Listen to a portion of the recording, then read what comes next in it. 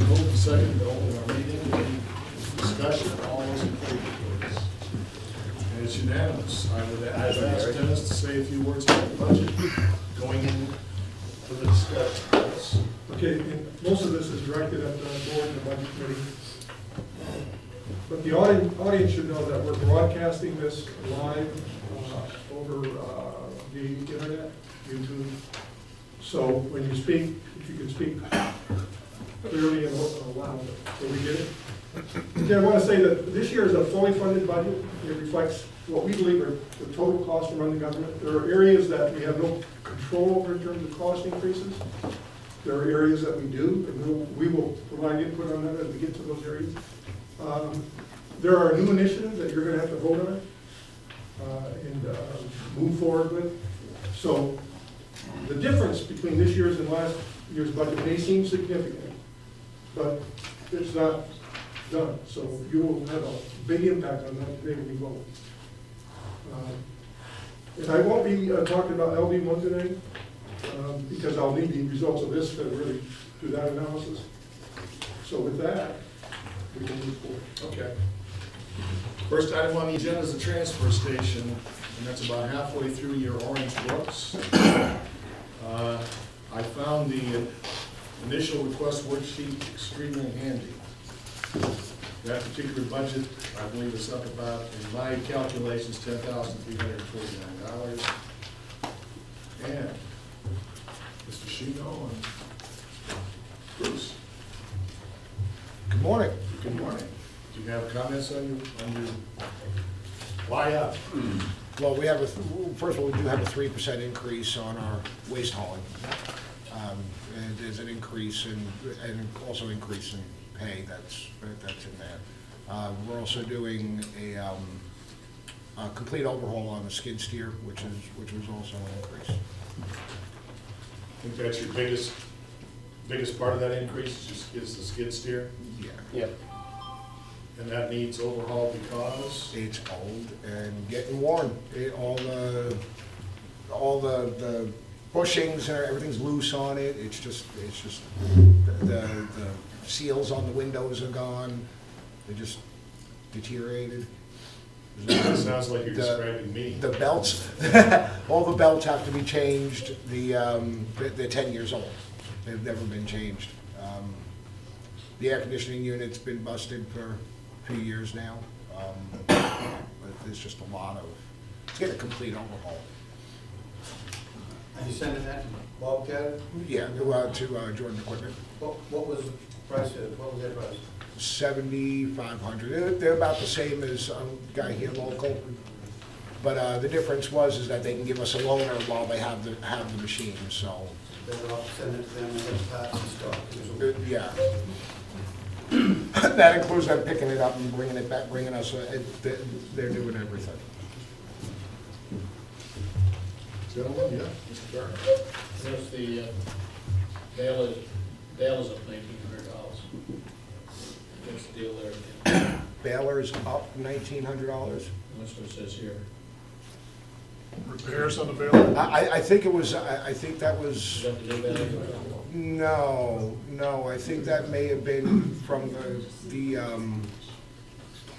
Some of the lines got confused last year between baler and hopper, and we didn't budget enough money went into the hopper. It should have been 1,000 or something like that, but only 100 went on that line.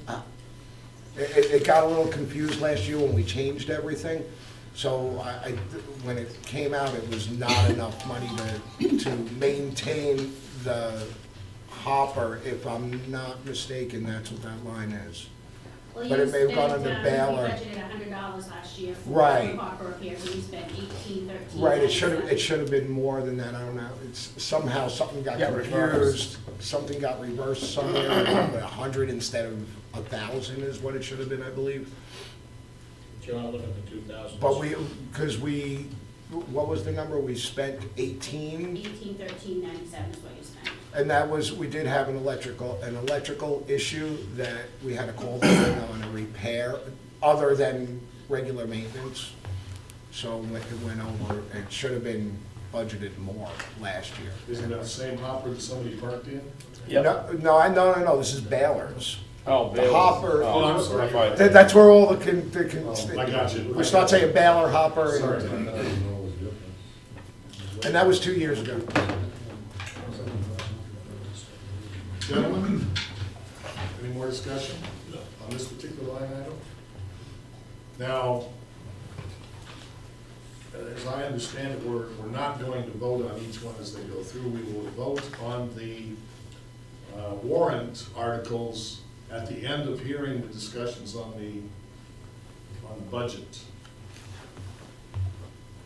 That may be a little bit, I guess I'm looking for how you guys want to do it. I would think we ought to do a recommendation on this. On each one as we go through? That's all. Recommendation. Right. That's how we usually do it. Okay. And then the formal I vote think afterwards. once, If we did the formal vote at the end, I know that part. But we ought to do our recommendations, just like the budget committee's gonna have to, we do.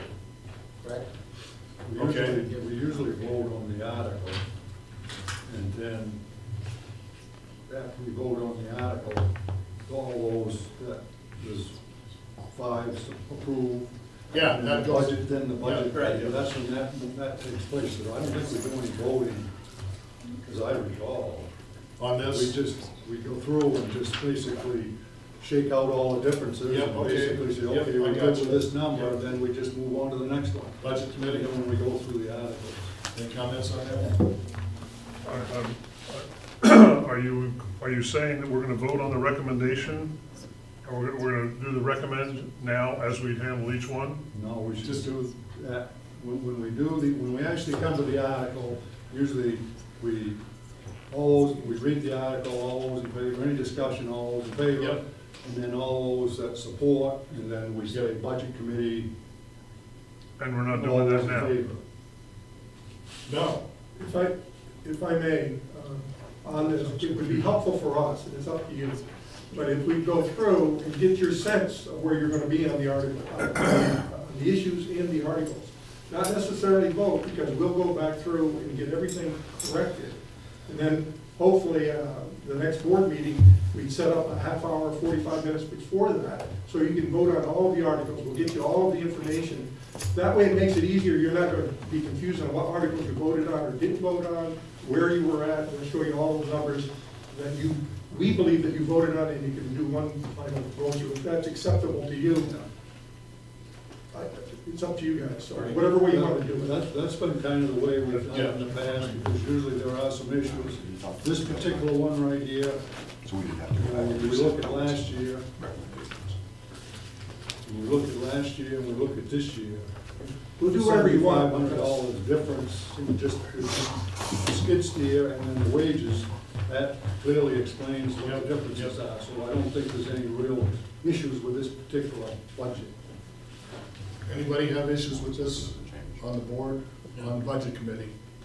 The only thing I don't want to have to do is come back here 6 more times to vote on this. Okay. And I don't think we need everybody coming back in to do this. No, once you give us a sense, your sense will be kind of your informal vote. You won't be, so we'll put all the articles together with the numbers in that we see you reflecting as yes or no. Then you'll come back, if the informal vote is yay, there may be some people opposed to it, but then you'll come back and actually do your formal voting all at once. But that's a suggestion, that's not how we need to run it. On the articles themselves, which are, You know, I really don't care. I just don't feel I need to be here for this. I need to be here when I vote on the article. This is a waste of my time. But let's move on. okay. Question, I just want to make sure that I know that when we're voting on recommendations, are we voting on what's printed on the warrant sheet, the draft warrant sheet, or on this budget summary? Because on the transfer station budget, or solid waste budget, the two numbers are different. They don't reflect on this sheet the credits for the revenue. I know the right amount. Melanie? We'll be voting on the warrant articles. This is just something that I put together. Just to give you a sense. Right. Okay, this doesn't have the credits on it. Okay, We just to will be make sure voting that for we're the all in credits. the same boat here. We will go through these, we will recommend or not recommend, and specifically outline those areas we don't recommend, and we will come in, excuse me, at a regular select board meeting with time allocated to vote on the warrant articles, all 30 warrant articles. Is that, But what you're saying is we're gonna vote on the recommendations today. we're not voting today, is what I'm saying, unless you guys want to vote today. Never mind, but we're not gonna do recommendations today. I asked, does anybody have any more discussion or negative comments on this particular effort? And nobody said anything, including on the, so we're not gonna vote. Unless you want to vote, I No, mean. I was just confused in what you're saying. Okay. that's all. If I can comment. The issue here is whether you're going to vote ultimately today on the warrant articles or not. You're gonna be making recommendations about increase or decreases, yea or nay on new initiatives or whatever. That's what you're gonna be here today doing, and at the end of everything, as you go through the warrant articles, you could vote today if you wanted to. That's the way you've done it in the past. What I thought it would be useful is if you kind of held off your actual formal votes, not your informal vote, but your formal votes on the warrant articles so that we could reflect everything that you do today in those, and then you vote on them at one time in an upcoming, we'll put everything that you say or don't, or you want or don't want in those warrant articles. We'll put it in. And then you'll come back and vote on those at a future time. But you can vote on them today, and we'll reflect your changes today too. It's up to you. I'm just offering that as a way that you can get it one final chance before you do a formal vote to review everything at an upcoming meeting. But that's your preference. Arnie? I'd just like to insert one more thing. You know, we go through this budget process. We get all the way through it, and then it's this big debate over, well, do we do the 2%, 3%, 1%, no raise? We come back and adjust the numbers. If we go through this now, we accept this basically the way it is, and if there's an issue that comes up along the way that's gonna affect all departments, they all get adjusted, we come back at a regular select board meeting, we go through the articles, all those in favor, all those opposed, and then who's in favor, and then it's done. You know, we've taken, in the past, we go through this, we come back, we have to adjust these numbers, which ones are left, which ones aren't left, this way we go through, the budget's in order, all the arguments have been had, hopefully today, and any missed data can be brought back in. Yep, I got Then it. we, half hour, we go through those articles, bing, bing, bing. I like That's that my idea. view. Somebody over here has a question. Can I just operationalize this for a second? Hypothetical. I say as a member of the budget committee that I think that the repair for the skid steer is way out of line. And that number should be no more than $3,000, period. What's happening with that information in this plan that we have here? Well, from my perspective, there'd be kind of an informal understanding of whether the majority agreed or disagreed with that. If they disagreed with that, then we'd go forward with the vote in. And then you'd get to reflect your vote at a formal vote at the meeting that Ernie's kind of. And would that, but what number are you gonna use when you We put use the together number the that item? the majority of the group here informally accepted in that final number, in that final warrant article. Jack? It's up, I'm not a skid steer expert. The last I looked at it, with a skid steer, which was a few months ago, the tires looked like they were pretty much on their last legs. right, in terms of the budget process, the question that Howard's asking is, if he disagrees with the $10,000 number, he wants it to be $3,000. And you guys are on the table that today say, well, we disagree with Howard, so informally, we're gonna accept that $10,000 number.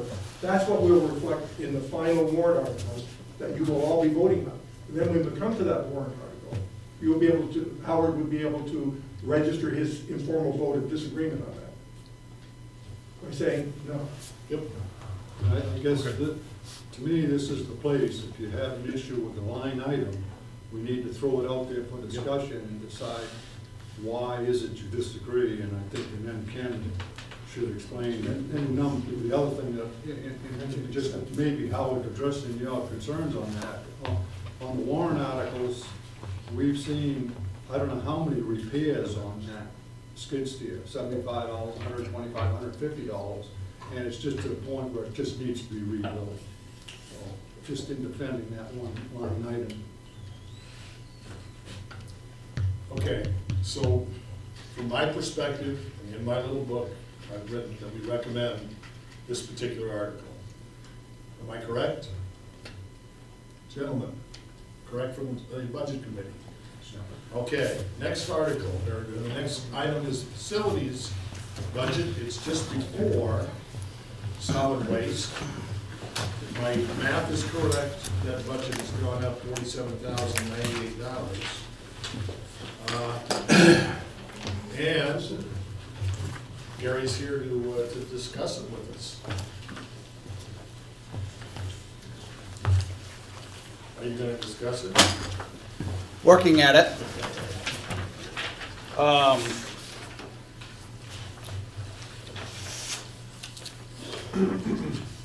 Before Gary decided on that question, are we gonna go follow the articles on the agenda, or are we gonna jump all over this? We're going by the agenda. Okay, so Because we're that's on what Article the- 25 then, The what now? Article 25 then. There's This is the first one. four articles that are relevant to this. Yeah. Article 25, Article 27, 28, 29, and 30. That's 5. Gary? It's up 47,000. As now, my question, I guess, would be: is that all of my budget? That means the Center for All Seasons, the fire stations, the sand and salt shed, all that, correct? Okay. Well, let me see where I can start. Well, Gary, if we could go by article. Article 25 is first, then you got. Which is I don't have that. Okay. Which is Article 25. We don't have a copy of the Truck articles. replacement. $10,000 truck replacement. Okay, that should be pretty straightforward. Same thing that I've been doing for the last 2 or 3 years, trying to put money aside to replace 2008 one-ton that is getting worn out. Question? Jack? At what point will it actually have to be replaced? And what's your best guess as to how much it will cost and how much we have reserved for it already? We have, I believe, $10,000 reserved for it right now.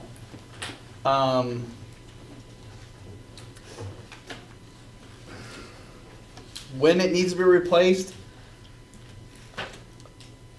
it's going to be up to you guys, because it's going to be to the point where, you know, when do you want to stop paying the $1,000 here, the $500 here for the repairs?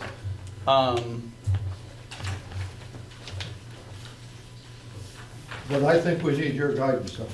And, well, my guidance was 2 years ago that we needed to start put money aside and plan on replacing it in 3 years. Okay, so this would So be, it got voted down then, and then last year I tried it again, and then half of it got voted down, and then half of it went. And the trucks go up every year. You're talking between $50,000 to $60,000 for the truck, ballpark, unless we happen to fall into a deal like Ernie found with a state deal, which that was a great deal. But that's not something that you're guaranteed to do. so with this approval, if this is approved, we'll have $20,000 in reserve, is that right? Well, Against we'll the- jump ahead, against the and 50 my cemetery will have $10,000 that's gonna be going towards a truck too. That'll be $20,000, that'll put $30,000 there. Against the $50,000. Right, correct, Budget, yeah. okay. Because I put it in $10,000 in each budget, because the truck works for both. Does, my opinion, equal work for both. facility and So- cemetery. So Gary, let me ask you a question. My understanding is we only put $10,000 in for the Last cemetery year. and facilities. Even We this didn't- year. And this year is Council also, slash cemetery. so there'll be, if this is approved, it'd be 20,000 total in the. So the $10,000 didn't go for facility and, It was facilities and cemetery. oh, well, that isn't But- how I Increase felt. it to 20,000 if that's what. Here, if that's what you need, but the issue that Jack is asking, I think, Right. is when will you purchase the truck and what is the estimated cost? And I think what you're saying is you want it in about 3 years from last year, Right, right? And the estimated cost is hard to figure out because they go up every year. But if you were looking at 10,000 a year, you're roughly talking $40,000. in 3 years. The truck's probably gonna be, and again, it's like I said, I personally just bought a 2015, and when I bought that, that was $40,000 in 2015. I don't know what they are this year. I would say they're 45 to 50, probably. I don't know. And they're gonna continuously go up.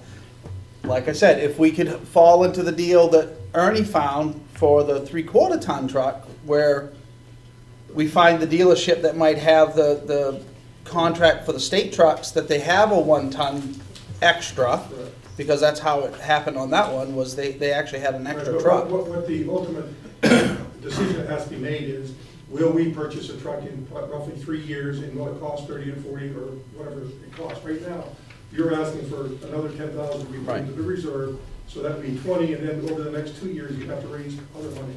So I think that's where we're talking. What will what we have last that long, and what sort of expenses will we incur in the meantime? Well, that's really hard to say, as you know. I mean, we don't know what's gonna break down and all of that, but his assessment, I guess, from what I've heard, from what I've talked to him about, is that it'll be 2 to 3 years we'll need a truck. And it's hard to say what the repairs will be because we just don't know. Right. Well, I guess, you know, the way I look at this is, first of all, the critical thing to me is, as long as it's safe to drive, and repairs are repairs. We're gonna have repairs even on a new truck. The old truck must have some value to it, so we're not looking at $40,000 to $50,000 here. We're looking at a much smaller number than that. And, no question, I definitely am in favor of setting $10,000 a year aside. That has worked very well in our budget process when we did the town office and other facilities. So I just think trying to rush some big pot of money so we just get a new truck is not, I view that as the wrong attitude to have. I think we should be really looking at this as, you know, is the truck safe? Are the repairs that drastical that we really should be replacing it right now? Though that's what needs to be analyzed.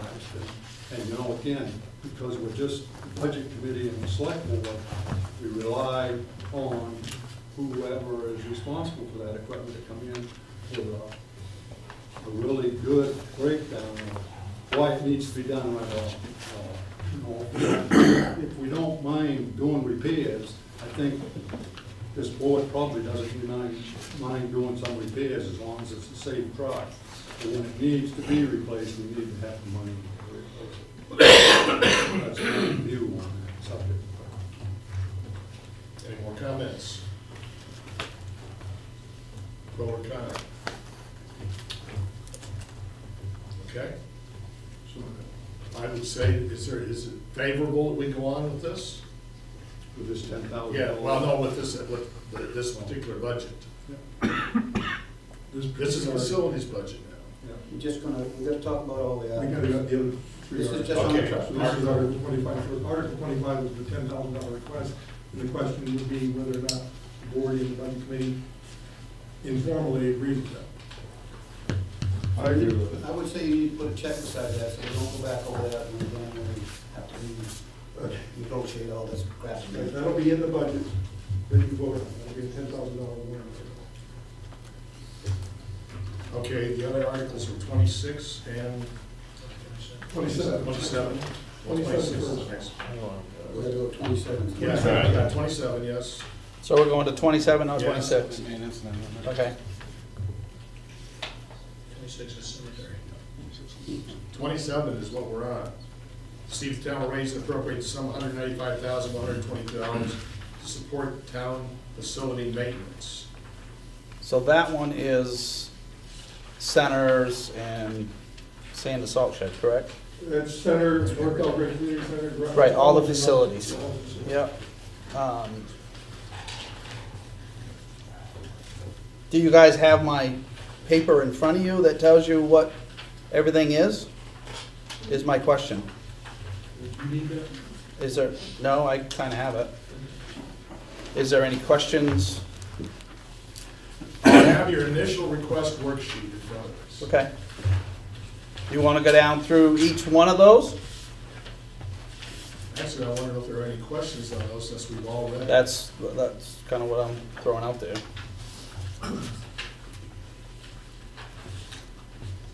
Howard has a, Howard? 22,000 increase in salaries? that's a 3% raise or a 2% raise or? It's a 1% increase over the 2% that you had given last year, so we're going to 3%.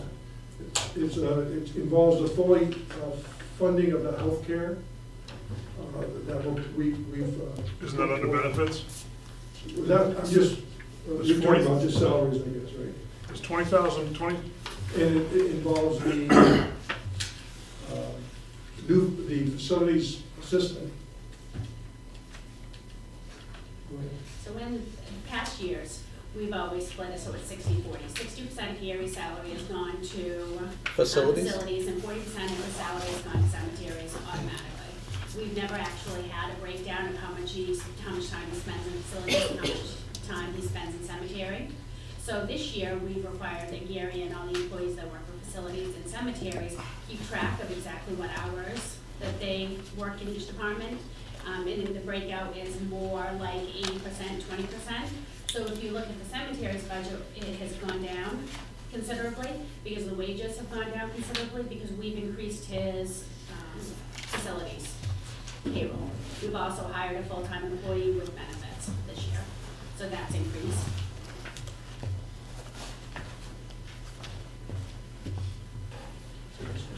Any more questions, gentlemen? Ernie? I guess, since it was thrown out there,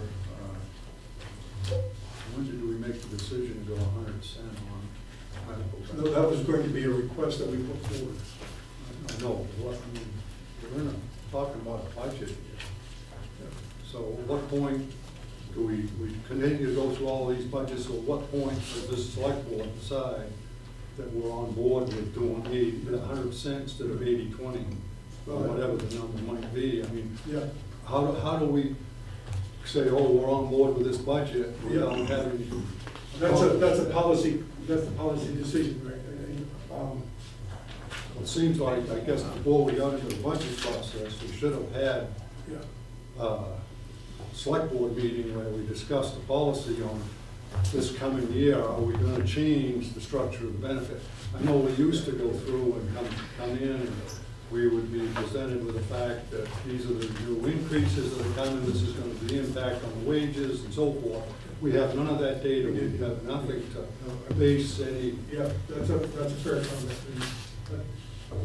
How would you want to move forward on that? I mean, we informally, I guess,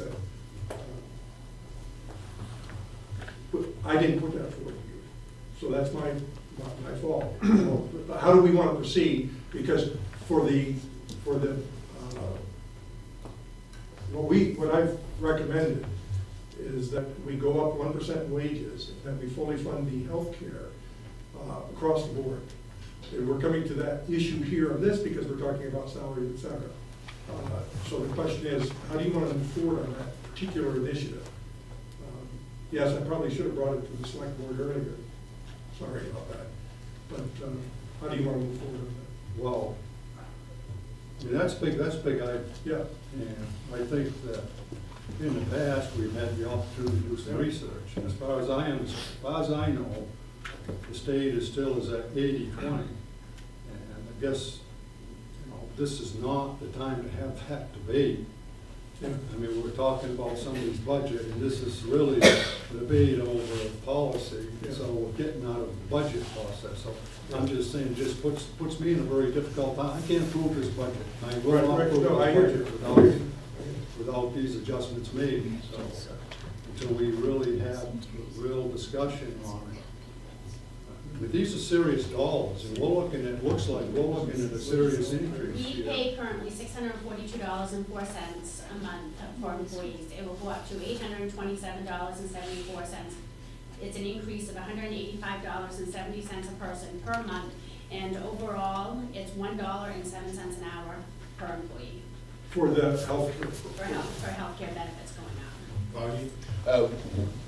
Just as, a point, and I remember us having a sort of very informal discussion about how, when we were talking about filling the position, that we were having trouble filling that position, and that, We discussed the we 3%. discussed that, that we're gonna have to consider, and we talked a little bit about where the Belgrade was in terms of other towns, and, it was kind of an informal discussion. I think we were sort of on board with, we have to improve our standing in terms of how we, pay our employees in the town and so forth compared to other towns. But, it wasn't, I guess we didn't vote, specifically that we were on board with it, but yet it's certainly something we have to address, and, Right. whether we address it now or later, I don't know, but. Go ahead, Howard. The difference that I see roughly between the cemetery reduction and the facilities increase in budgets and benefits is a $41,000 increase on facilities and a $13,000 decrease on cemetery. If I'm looking at those numbers right, are you telling me the difference between 13 and 41 is the additional for health insurance and the, I don't know what, I mean, And we that's, have a full-time employee, so health insurance. that was not there last year. He did not work full-time last year, the employee that we had. The employee was, he wasn't considered a full-time employee, but he was working essentially 40 hours a week. Most weeks it wasn't 40 hours. Well, of course, yeah. And so, but he left in September. September. August. August. Bruce? Plus, he worked cemetery too. Right, Well, he, that's 16 hours a week, half of right? his pay came from my salary, and then the other half, or, well, I guess wasn't I even. understand that right. that's been shuffled around, and that's fine, but the 13 Right. versus 41 is not just a couple of dollars more for health insurance benefit. Well, and then Gary was short. We had trouble finding somebody for the cemeteries. He had 2 people to help him in the cemeteries from April to October, and he did this year. Would you get 1 person to help you in June, and he went back to school in September, so. So does this mean this last year we overran that budget? He has a considerable amount, and you asked me about cemeteries? Well, He's asking about the aggregate of differences both of them. between the two. The question is, if I'm correct, there's a $13,000 difference in the cemetery labor, and then there's a Plus. $1,000. 41,000 increase in the cemetery, in the facilities. So he's wondering where the difference is of 17,000, no, 27? 20. I can't do my math that quick, but where the difference is between those two. Because the 13, if you add it into the facilities, then there's an additional amount. $28,000 difference. I just, if there's That's a the question, if there's a right? new employee, that's fine. I just was trying to understand why. We did just hire a new guy starting Monday. He'll start Monday. So there is, and again, Isn't that a replacement? Yeah, essentially, it's got more healthcare because. I mean, either we were way short this year and overran paying the person who was here that left, or we're adding an additional $28,000 in salaries to the budget. And as I said, this is a fully funded budget. There are certain things that have not been included in the budget in the past that's being reflected here. For instance, there's a personnel policy that you've been following, as I understand, that says at the beginning of December, you get 48 hours sick time, you can use up to 48 hours sick time, get paid in cash for that. And that wasn't in previous budgets, it's in this budget. So that reflects some of the change, because virtually everyone takes that. So we have to account for that. It hasn't been put in past budgets for you to see. The real question here, though, and it's an earnest question, it's not earnest because it's Ernest Rice, but it's an earnest question, honest question, is how do you want to proceed on the policy issue, which I failed to bring forward you, and I'll take the responsibility for that. How do you want to proceed on the policy issue of a 1% increase in wages and a full funded healthcare package? I don't know how you want to proceed on that. I know I put you in a bind this morning, but what we could do, I assume, is have that discussion. You're not going to improve the budget, but if you say we want that discussion, we can have that discussion at a meeting, and then you can decide on the policy issue. We can reflect those changes in the budget. Like I said, we'll make those changes, but I don't know, you don't want to have that policy discussion today, I guess so. I would say that's a good way to do it. We're not voting on the articles. You won't have a discussion today, you mean? I think we go through the budget, keeping in mind that there's a 1% requested increase. That you haven't. And that we've not fully funded the medical before and funded at 80-20 last year. Next board meeting, we come up and make a decision on those two items.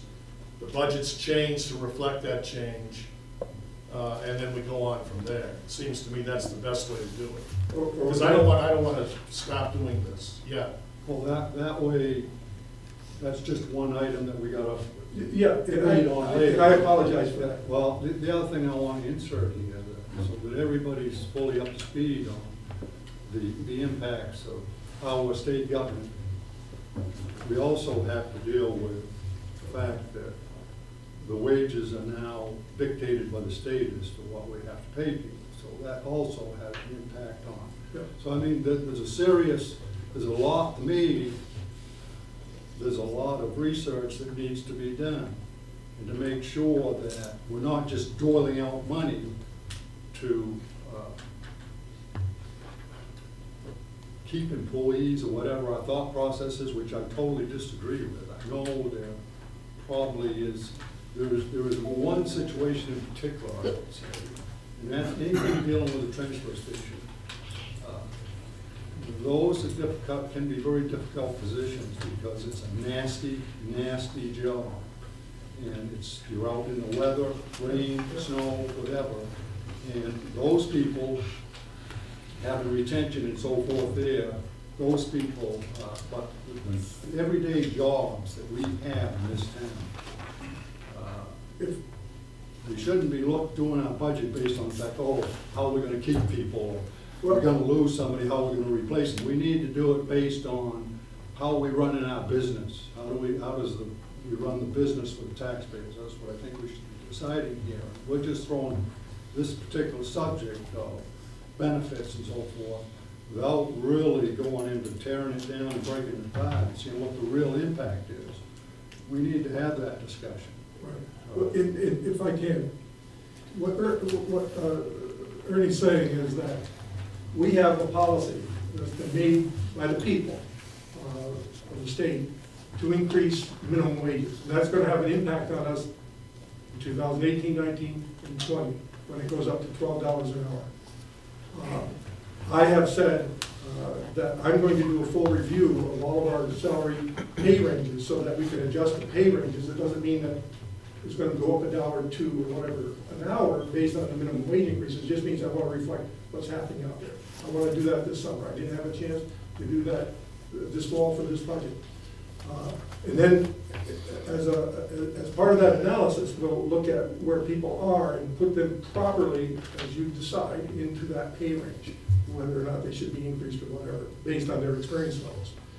I think I have a disagreement, but that's not me to decide. With Ernie about pay and benefits, I think it's important that we keep people in positions and pay them a competitive rate with the rest of the towns of our size and demographic, so that we can keep them, so we have some institutional memory and all that. All of that reflects a better service to the town, the potential cost savings down the road. And I understand where Ernie's coming from, but it's perhaps a philosophical difference I have with Ernie. But that's for you to make once we get that analysis done. In terms of this particular issue, I think it's a fairly simple issue to go forward once the board decides on where they sit or stand on the issue of 1% or in fully funded healthcare.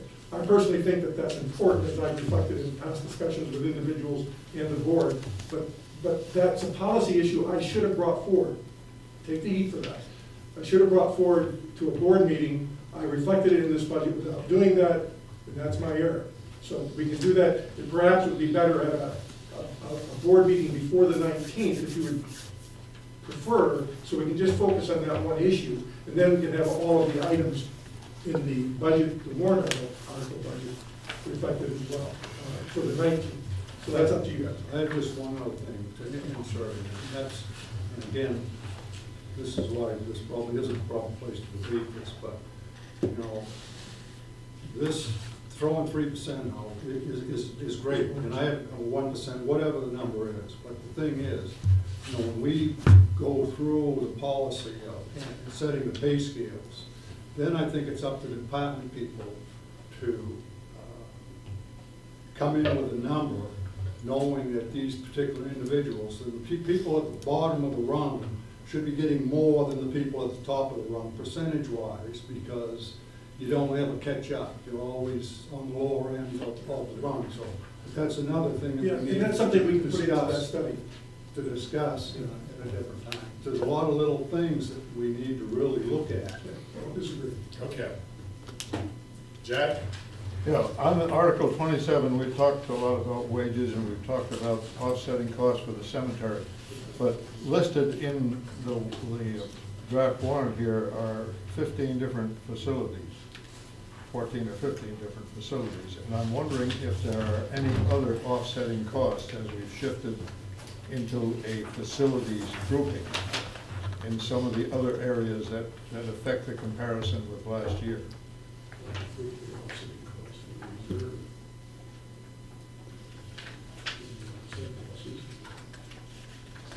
Oh, that's not in the overall budget for the facilities as a whole. Yeah. No, I think that that's it, besides personnel. It's just in the cemetery where there's things like power and heat and so forth, but they, in the It's all individual. in facilities, electricity and anything to do with the buildings. So there is a shift of cost from other, different facilities other than the cemetery into this facility account. Right, but it was that way last year as well. It was that way last year Yeah, as so well. it's not new this year. Okay. Any more questions, gentlemen? Discussion? Not hearing anything. So with the salary set aside. Yes. Doesn't matter, we gotta go over these again, so the salary can stay the same. No, with the salary and the benefits set aside all I want to be able to do is understand that you only want us to look at the salaries and benefits. You're okay with the rest of that. We gotta go through the next article, be able to tell. We've only done. Well, this is facilities. Facilities indicates all the other buildings of, like Jack was saying, the heat, the oil, the electricity, and the maintenance. I can tell you, personally, a few things went up and a few things went down. Like last year, for example, like the transfer station, when this budget got done last year, I believe it was the oil, the heating oil, which actually ended up being propane for some of the propane, and the transfer station had to buy some oil last year. Yeah. So that wasn't, their heating oil went up this year because we were down last year because it wasn't, when the budget got done, I did not have anything to do with it, other than all we did was kind of pull numbers together from prior years. out of everybody's budget to try to make sure it worked. And that, the heating oil, if I remember right, we went way over on their heating oil, and I think their electricity we went over on the electricity part of it. So stuff like that did go up in the facilities on various, but it was 500 or a couple hundred, it might have been 1,000 on, I think it was $1,000 on Transfer station. on transfer station on their heating oil, I believe. But I know like some of the things, like the fire station, one of the fire stations, I don't remember right off the top of my head, one of the heating oil was, I think it was the depot, had like $2,000 in it for heating oil, and they only used like $600. So I dropped that down to like $1,000, and then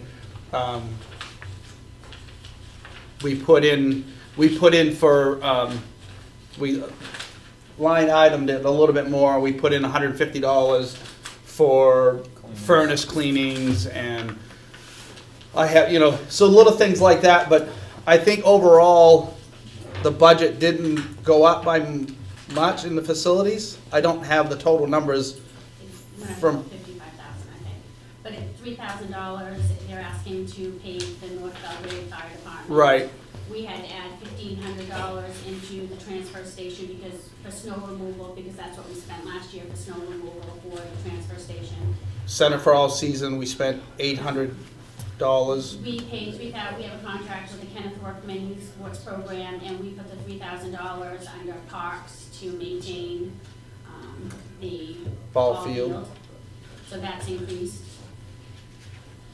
Do the power bills, for example, come in as individual bills for individual meters and individual facilities? Or Yes, do they they do. come in Yes. as one bill every month with a sub accounting of what the meters are? No, Different bills. each facility comes in for the old cemetery building, the salt shed, the facility building, the town office. They all come as a separate bill because it's a separate address. And the same for oil and. Same for oils, yeah, everything is designated by And oil. what's the process for reviewing those bills before they get to the Board of Selectmen and the warrant? Well, And I'm thinking of energy management costs. When you look at them individually, they're relatively small, but when you lump them all together, it's quite a bill. Yeah. In terms of analyzing those power costs on, you know, a per facility basis, we don't do that. We pay the bill when it comes in. I haven't done that. Well, Unless there's something, I mean, Melanie goes through the bills and she knows if she sees something spike, like say the old cemetery building up here, we'll say it's $26 a month, but 1 month it's $50. She might call me up and say, what is the deal with this? And then I would chase it down and find out something, or I would look at it that way. For individual facilities, or where do the responsibilities lie for turning off the lights and turning off what's not necessary and keeping the heat where it's supposed to be? That's left up to the people that's running the facilities. Usually that responsibility flows with their budget. And I where it doesn't flow with their budget. I 100% agree with you. I 100% agree with you. And I can tell you, since it's been put on my budget, I might have gone to a few places and turned down heats and closed doors because I know what the budget numbers are. Not saying that it happens, often, but every once in a while I'm a little picky about things, and I don't want to belabor this, but Nope.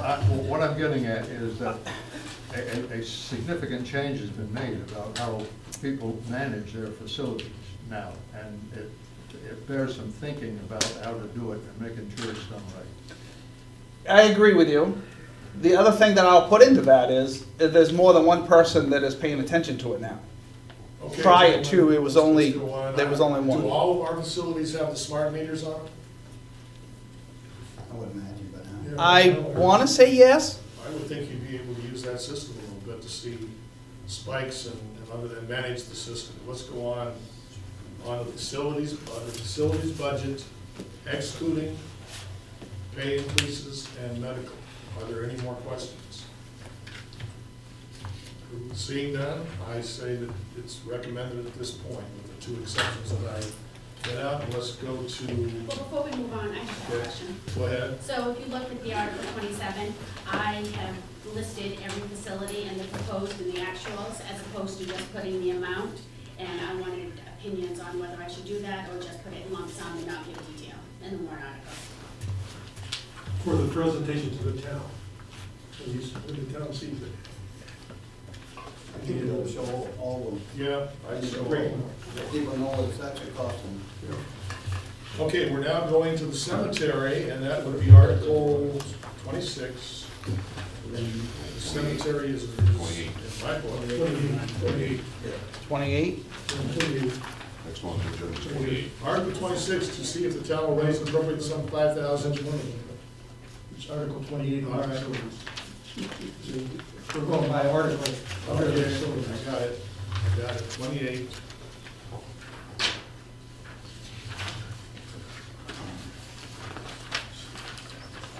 Is that what we We're were still under facilities for Oh. Article 28. Yes. Well, this is really cumbersome. Well, what we tried to do was to let you know what articles were gonna be discussed in each grouping of people that came forward. Okay. So when the facilities manager comes forward, there's a number of articles that reflect his budget, or reflected for his budget. So we put those articles down, and we were going, the discussion was clear. Okay, I got it. Article 28, then. See if the town will raise and appropriate some 17,200 to support following projects. Install cages for additional security within the town office. RO water treatment system leak protection. Total 17,200. Questions and comments? Okay? There's no monies appropriated for,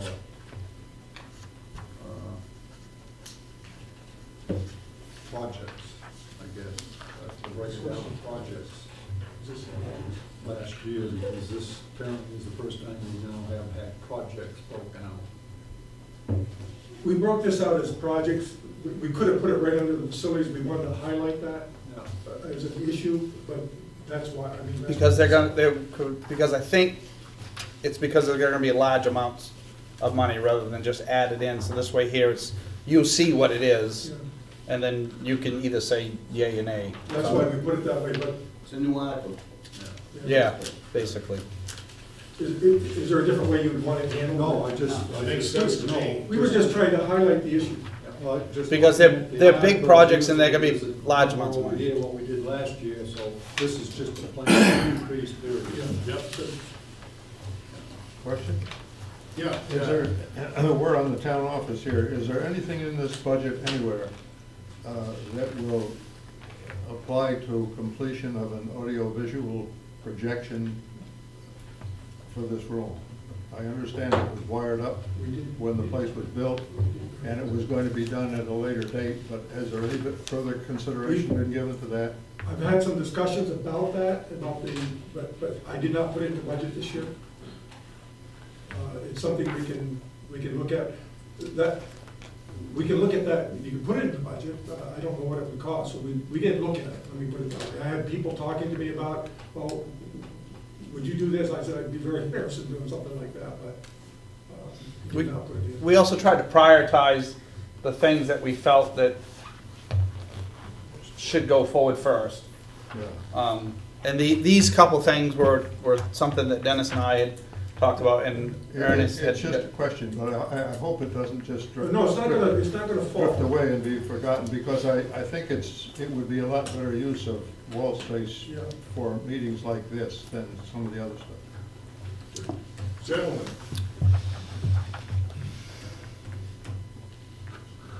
Yes, Howard. $15,000 for safety cages seems like a large investment. What do we, what is the significant challenge with that Well- justify that kind of money? Well, it's an issue where we, the town, I as town manager and the board, are responsible for ensuring the security of a lot of private personal information. And we try to do that now, but many town offices, not all, many town offices have cages like we're proposing. To maybe, at night, just to close those down so the rest of the facility can be used. Now, you set up a door system where you lock this door, you lock this door, but people can walk over the counter, so to speak, if the facility's being used after hours and we're not here. Now, do we expect anyone? What part of the facility is being used after hours? This room, the meeting room Yes. in the other area, you know, the conference room. Yeah. Okay, but a cage is not gonna, what's a cage gonna do for the other meeting room? Because the door's gonna be locked, you won't be able to go out that door. So they're gonna walk through your office? Yeah, they'll walk through my office. My material will be, anything that's confidential will be locked in the cabinet. Okay, just seems like $15,000 to be able to use that meeting room. No. It, also this meeting room, But we can lock the doors to keep people. but you can walk You can walk over you the desk. can climb over the counter if they wanted You to. can't get to the, you can't get As to you the come counter to if the- that Well, how door do is you come locked. into the office? You want everyone to come back to the back door? Yeah, It's up to you guys. if somebody's using it for a night meeting. It's up to you guys. But if you have a night meeting in that back conference room, If it ends up being two meetings. even if you come through this door, you've gotta go through that hallway to get to it. That's Look, what I look said, that's what. Here's my position on it, right? It's up to you guys to vote my about. I personally believe that the confidentiality of the citizens of Belgrade is important. I don't see our ability to really truly protect it. We can protect it, but I'm concerned that some of that might be lost as a result of that area not being fully secure.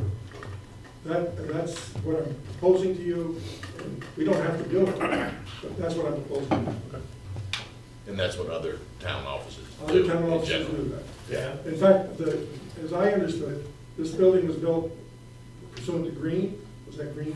Somewhat Green like- has a similar cage system. In fact, that's what we went to look at what we needed here. As I understand it, one of the reasons the cost of this particular effort is they've got to go into the ceiling and do a fair amount of work up there. If we could have put it in With the earlier. building built, then it would have been cost less. Dan, you got a question? I just want to let Howard know, if you did come in this back door, just use this room, you couldn't do it. Bathrooms are out in that hall. You still have There's a to, door to the office. Yeah, we can in fact lock that door. The door going into that, if this was the only room being used.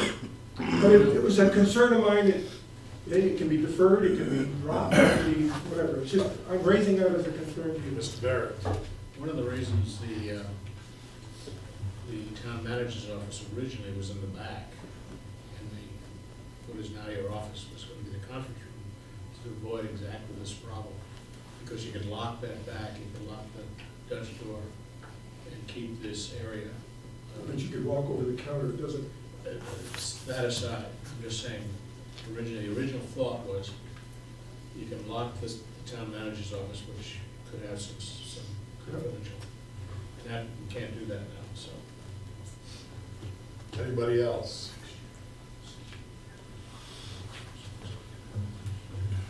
There's also the RO water treatment system leak protection. Comments on that part? Anybody think we don't need it? does everyone know what that is? Yeah, it's right next door. And this is not a full fix, this is our effort to, Try to prevent a problem. because we've worked with Bruce the plumber, Bob the plumber. But we asked them, what can we do in this room here? Because right now there's no drain. And the reverse osmosis system has a 300-gallon tank filled with water. One of those lower pipes or even an upper pipe is broke, you're gonna get water throughout The whole floor. building, There's no drain, you can't just drill a drain in because. radiant heat. Radiant heat. So the issue is how do we do that? So this is our effort to provide some ability to at least protect the area so that it doesn't just flood all over. It's contained in that area. So if it's not a drain, what's it gonna be? Well, it's going to be a drain, but we have to raise the elevation up and then put a pipe through the wall. We got to contain the at least 300 gallons plus because the water is going to keep flowing. So It's a guesstimation of trying to get it so it'll flow into the mechanical room into the mechanical room that has a floor drain. I came up with an idea, and I want to let you know it's not a guarantee that it is not going to leak, because there's no way that I can guarantee that it won't leak if it leaks.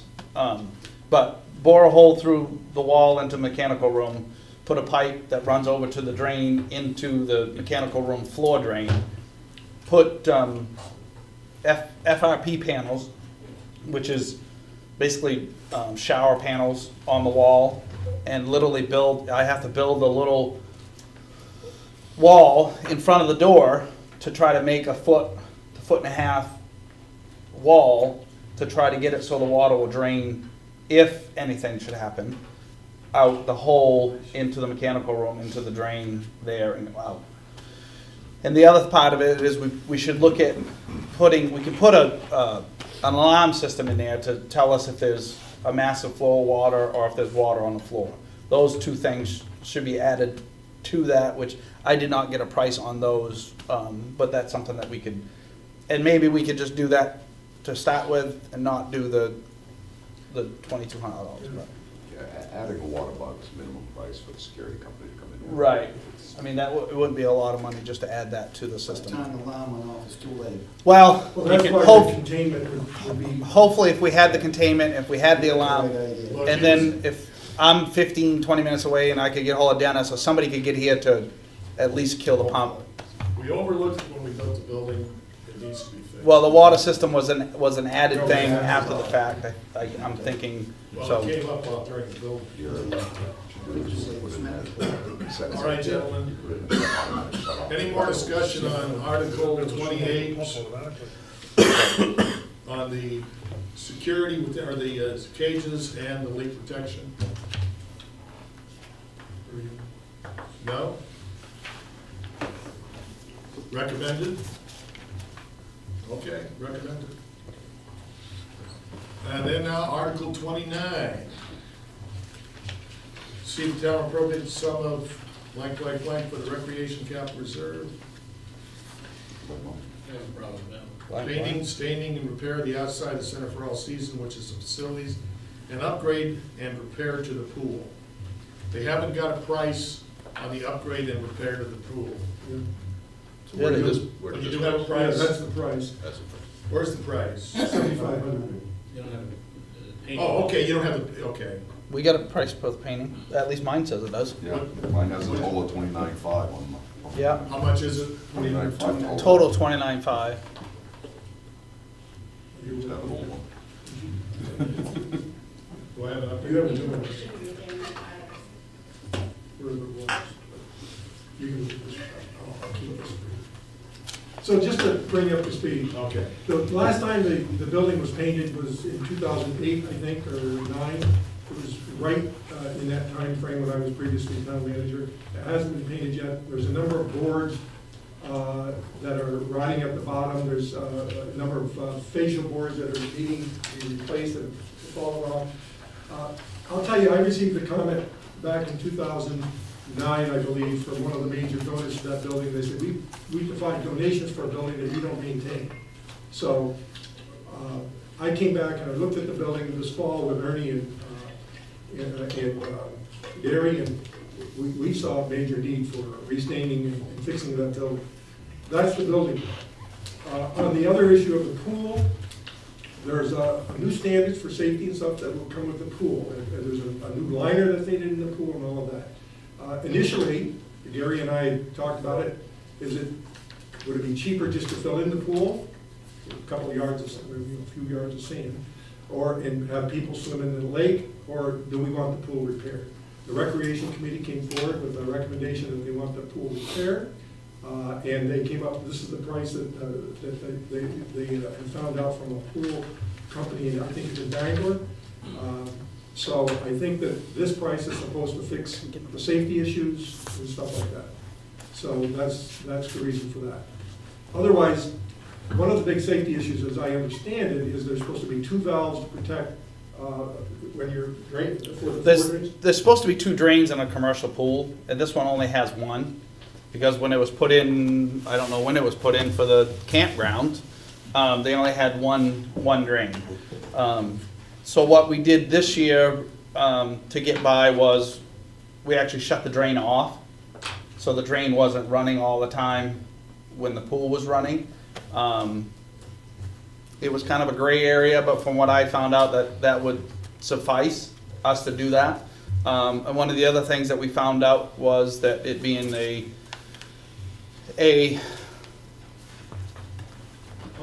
thank you, public, that was the thing I was looking for. Public pool, we need to have a handicap hoist to be able to put a handicapped person into the pool if they want to go into the pool. And then, of course, doing the other drain, you would have to take the liner out, and anyways, the liner is pulling away on, I believe, all four corners. And like I said, I don't know when the pool was put in. Was it? So it's been that long. We put a new filter system in it this year because the filter system that was there just wasn't working and we couldn't get it to work. And as far as getting somebody from Bangor, I know Lily spent hours on trying to find somebody local that would work on a commercial pool. As soon as you put up the commercial, they would throw their hands up and say, nope, they want nothing to do with it. It's all a liability issue thing, I believe. So I know she tried several places. Even the guy that I got the filter from, I asked him about it, and he said, and he sells pool stuff. He goes, I don't know of anybody local that you can get that will do it. So. I'd just like to also point out that this really is not, it does not really impact the town budget. No, because this is coming out of capital reserve, so it's just a matter of deciding whether these are things that we actually want to do. And the Senate really needs that upgrade that some of the boards are auditing. Yeah. And that 22,000 is just painting. That's not including me fixing all the stuff that needs to be fixed. That'll go in your regular, that's in my regular budget. Jack? On the painting side of this, as a longtime owner of wooden side buildings, I can only say that with some assurance that, and I don't know what frequency, but this is going to be recurring on an ongoing basis. I'm wondering if there has been any look at other siding materials that would go over this and be more, not totally, but more of a permanent fix. We did not, you brought that up, and we did not, I did not look into that. You're looking at vinyl siding of some sort, something like that. Yeah, I didn't look into there are that. some very nice treatments that I think would be respective of the presentation that the town wants for that building. That we don't have to spend 30,000 for every 4 or 5 years or Yeah. 10 years to get it repainted. Yes, that would be a permanent fix. I wonder if that should be done before we go ahead and just do this job, although this needs to be done somehow. Yeah.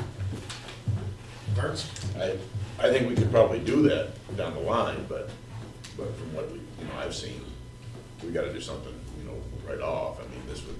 Because we're gonna go really backwards if we don't. I mean, it's, if you have rotten boards, they've gotta be replaced, Well- irregardless, if you cover them over with vinyl or whatever it might be. And then too, what's the look that the town wants to keep on that building versus, you don't want it to, you can't just slap white vinyl siding on it, No, so it's. No, he's talking about different. But yet it would be, it could well be 2 or 3 times this amount to do that building with a less maintenance involved covering. Oh, But long term, it would be Better. money well spent, but that's something I think we best to look into for maybe next year's budget. Does that make sense? Well, except for, I hear Jack. There are a number of concerns that were raised in my mind about the type of materials talked, but I didn't investigate it. One thing we could do is investigate what it would cost. It took a long time to get someone to give us an estimate on this. We could do that, we could hold off, and it is a capital reserve. You have the ability to expend more on that capital reserve if you want. this would let the town know that we're going to do something with that building. And if over the next couple of months, we find someone that does something reasonably well, you could probably, even after the budget's passed, maybe that's the better approach. I don't know, I mean. You have to do the underlying repairs anyway. We have to. Yeah. That has to be done. Right. Yes, And there that's are not a things. budgeted item, that's, he does that as facilities manager. So could that be done this coming year and then not painted without going backwards too far? Yeah, you probably could get another year out of it without painting it. But it's gonna reflect in the price. Meaning, this guy has looked at it, he's gone over the whole building, and he knows what he's gotta do for repairs, and he's talking about repairing the soffits and little bits and pieces all over the building. You give it another year, those that have the wooden buildings that know each year, Mother Nature pounds on the wood and more is gonna be done. More is gonna be done in another year on painting. And the vinyl siding or whatever kind of boards, whatever you want to put on it, as a contractor, you're gonna have to take off what's there. You're gonna have to strip that building. Because your doors and your windows, if you put something on over it, it's just, everything's gonna be sunk in and it's not gonna, it's just not gonna look right. If you're gonna do the job, if you did the job and did the job right. So, I'm just putting that out there. It may involve a lot more discussion than just amongst here, because the Recreation Committee, I'm sure, wants to have a certain look up there, not positive, but my sense is, I know that when I talked to the architect back when I was formerly town manager, they were adamantly opposed to doing certain things on the building, not that they have any say in it, but I'm just saying that was the kind of look that they had. We can look at that whole thing over the summer, and just see what it would cost. But I don't know what you want to do with this particular line item. Question I would have, and I haven't looked at it, and maybe you folks over the last few years working with budgets better understand it than I.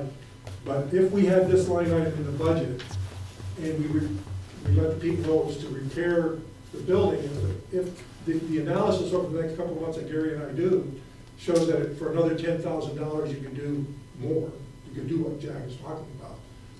Could you, at a future town board meeting after the vote, take money out of the reserve to finish that project? I mean, you have the ability to.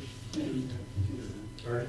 I guess how much money we got in the capital? It's 78,000 right now, not counting whatever would be added this year, which is another 20,000. I think it's about It's like 79,000. 79,000. So I mean, we could reflect in this article the fact that we're looking at either staining or recovering the buildings, resurfacing the building, and this is the initial cost that we're looking at. It may cost more, but we could take that from the capital reserve. I would suggest that that's an avenue that we really should look at. Yep. Because I don't know how many people have been up there and looked at the building, but there's some serious rot in the back of the building and in a few places which really should be addressed, has to be addressed. Shows up big time. And we don't know what's underneath that's happening, so. I can tell you. Well, The plywood is rotting, because it wasn't somewhere those rotting. the idea is just to not listed get on. something on the side of that building that will protect it. And Yep. you don't have to paint every so often. I can tell you the $10,000 that Denny tossed out for additional, I guarantee you it'd be $20,000 more. Yeah, I suspect that's probably true. You're looking at close to $50,000 to take all off and put on new. You'll recover that money over time. By not having- Absolutely. Yep, I don't disagree with that. Yeah, I think we need to keep in mind too, that we have a major company in Belgrade Depot who is very experienced in this kind of thing, who contributed substantially to the building of that building and who has an ongoing interest in it. Hmm? And quite frankly, that's where the discussion that I had was, you're a major donor, like The question that I will ask is, this painter that had given me a price, he's already booking for next year. And when I had talked to him about this, the best time to paint this building is end of August into September, because the summer program is done, and usually there's a little bit of a lull there. They have afternoon kids, but they don't have all day kids. So he's already booking. So I just want to know if at all, if there was any way that you want me to look at the painting of next year, or do you want me just to wait and then we'll roll the dice and see if we can get the painter for next summer? My feeling is that, you know, if you go up there and look at that building, I mean, it really needs some care, and we'd be remiss to just leave it. I think, you know, we're all kind of thinking that it's going to be double this amount, if not more, to do it right with some sort of covering. My thought is that we go ahead with this painting plan, fixing the boards. The building is going to look good for the next, at least the next few years. Because I mean, there's a lot of cooks in the kitchen when it comes to deciding what sort of covering gets on that. Plus, there's a number of different estimates that should probably be gotten for that. Not only from, you know, Hammond Lumber, but from, you know, in terms of material, but the contractor to do it and all that kind of stuff. My thought is that if we go ahead with this out of the reserve account, then we've taken care of the building, at least for the next 4 to 5 years, maybe. Anyway, yeah. And then in that period, you know, we can build up enough money in the reserve account to do a proper long-term siding, so that we don't have to spend this amount again down the line. But you know, letting that go another year, it could be 2 years. I mean, with all the different decisions that have to be made, it's just going to go behind, you know, and you know, we just can't do that, I think. Mr. Barrett? I agree with Ernie. So that's what and one other thought, you know, when we went up there and looked at the facilities and stuff, you know, we talked about, well, why should we have the pool? But if the recreation board feels like, you know, they want to invest in that pool, then I guess it's, you know, it's worth doing. But you know, my initial thought and some of our other thoughts were, let's just do away with the pool, and because we got the lake there. But yet, you know, if we didn't have a pool up there, we wouldn't have a pool now. I mean, if it wasn't part of the property to begin with. But you know, maybe there's the recreation board knows more than I do in terms of how they utilize that pool and how maybe it's better for teaching kids how to swim, whatever it might be. If it's worth it to them to invest in that pool, and this isn't going to be a recurring amount that we have to spend every year or two, then I guess it's worthwhile, because it would cost something to close the pool too, you know. Yeah, I don't have an idea what, I mean, it would take quite a bit of gravel to fill the hole and to level everything off, but. I'm guessing 300 yards, I just did some things. So it would be close to the $7,500. Yeah. No? No, 5? nowhere near that. But Maybe half. Yeah, that was the other question. Build a pool or fix the pool? I did switch some equipment out. Mr. Barrett? And I was going to say, the other thing to keep in mind is that pool does get a lot of use. They have various programs, water aerobics and other things such as that, which go on. Last year, because of the weather, it didn't happen so much, but. well, that, and also because we had problems with the filter, and we had a problem with Valencia had found somebody to close the pool and open the pool. Well, their idea of opening the pool was a lot different than what Valencia's was. Their idea was they took the cover off and they left it. So they didn't open the pool. So Phil ended up doing it. I ended up helping Phil. They exposed the pool. So, and as far as Ernest was saying, I don't foresee, you know, you're going to fix the line, you're going to fix the drain, you're going to put those things in to make it up to the standards of the state. The only thing that might change is the state says you have to do something else. Other than the other maintenance to it, I don't foresee, other than, the chemicals and that, the already maintenance that they already do. Okay, Dan, you had a question, Just a comment? question, since the town's been using that pool since the town bought that property, how much, other than chemicals and normal stuff, how much money has the town had to put into that pool since it was built in 19 whatever? As far as I know, this is the only big repair that I know of. I've had to put a couple pieces of stockade fence up here and there. So the pool Minimal. typically is Minimal. well worth what you're paying, this little bit that you're putting. If you divided that over the town, since the town owned that pool. If you look at it you're that talking way. a minimum dollars. Originally, when we came up with the thought that we might want to just use the lake, we didn't know what the cost of putting that valve and all that work was going to be. And we said, well, geez, it's going to cost thousands of dollars. We might just recommend closing it. So the number came out to be different. Arnie? I just go back to the repairs to the building. If it was my building, I guess, and I had $78,000-80,000, it really should be redone. Now's the time to do it. Take that $22,000 and just do it, because it's got to be done. And to put that project off for 2 or 3 years, if we research this and we can get it done for roughly $50,000, and it's fixed, it's done, and the $22,000 isn't wasted, because I see that as wasted money. Yes, if we can't do the full repair, then no, we need to do what Ernie is recommending.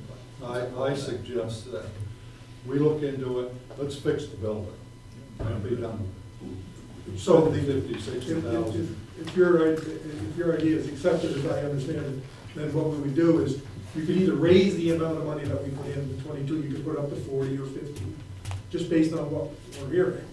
Or you could leave it there and come back at some future board meeting after the town meeting, and the analysis is done, and we get all the input and raise it. So if we want to leave it there with an explanation at the town meeting that, in fact, this is what it would cost to sustain it, but we're going to look into it, and we may take more money out of the capital reserve. I would suggest that if it's at all possible, we get a really close estimate as to what it would cost, put the big number in there, we can reduce it at 10. I would agree with that. Yeah, I'd agree with that, Makes John. tons of sense to My me. point was that, time is of Time is of essence the here. essence. We don't want to drag this out. I mean, if we can do, because painting isn't going to happen, like you said, maybe until August or So- September next You year. gotta remember that in 5 years, there'll probably be 5 more people up here that go through the same Yeah. iterations and the same arguments and put it off for another 5 years. So If it can be done, it ought to be done. So what we'll do is, prior to the 19th, I'm going to task Gary with an understanding it'll be a fair amount of material, a fairly decent material, not just plastic vinyl. Have someone come in and look at the building and what it would cost, and then we'll put that number in for the 19th. As close to that as possible. As close as- I guess we can move, because I know we got 3 snowstorms coming, so there's gonna be some. Oh, piece of cake. I won't have anything to do. You get The question. We talking concrete siding, or are we talking vinyl siding? Concrete siding? That's what's out here. Yeah. Would that article include an amount to be raised plus an amount, a specified amount to be taken from a reserve account for a total? That would be up to you. I mean, but we would be looking, I would be looking at taking it from the reserve account, because I think there's going to be Take it another off the 20,000 Well, added to the reserve, so I see that. that would reduce it below 50,000, or much below 50,000. You don't want to go too much below that. Okay, gentlemen, we're dragging light on this. Yeah. Yeah, my half an hour's gone by. Are we in accord with Ernie's suggestion? Sure. I agree with that, so that's good. Article 29 is recommended with changes. And we're now on 30, which is, shall the town of Belgrade dissolve the building and grounds capital reserve? This is an administrative one, I believe. Yeah, this is purely administrative. Article 6 of the 2014 Town of Belgrade meeting warrant, with any funds in the account placed in the town facilities capital reserve has to do with naming those two accounts. All I want to do is bring those two reserves down to one. Yeah, good. Yeah. Anybody? We're good. Annette? When you do the final thing on those articles, I don't think that's one that the budget committee is gonna have recommendations on. Okay. Because I don't think it really affects No. budget. No, as long as it's not a monetary Just item. make sure that line disappears. There's no money being spent. Good. Very good. Thank you. The librarian has to leave very shortly to open the library. I'd like to skip to I that. actually have Jared there, so if you. Okay, need to Oh, you're call. good? Okay, you're Okay, good. then let's go to cemeteries. Thank you, though. Yeah, because I have appreciate things the to do consideration. too. You got some- On a scale of importance, you know. we know Mine where- is on the lower one, I get it. we know where you fall. Again, the wages and benefits, we understand that we're gonna look at that, so that's something. So what article is this one? This is Articles Articles 21, 22, 23, 24, and 26. So Article 21.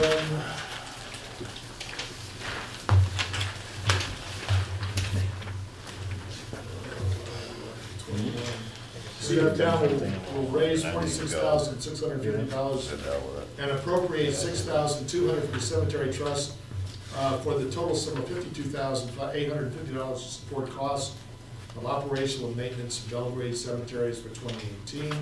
They've broken it down into wages and benefits, and we know that there's a possibility that'll change, service contracts and on down. What number are you on? 21. What was the numbers that you had? 52,850. Okay. $52,850. Okay. I thought you said 42 something. No, I Okay. said 52. We can. Jack?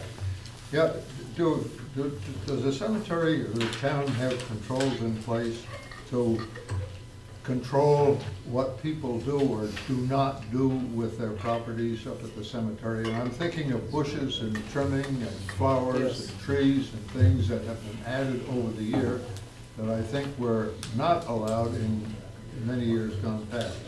And Yes, it's there- kind of a creeping expense that I see happening up there. We had just redone the Ordinance. ordinances 2 years ago, Yeah. I believe. And there's ordinances in there for bushes, certain height, certain thickness, certain width, and flowers.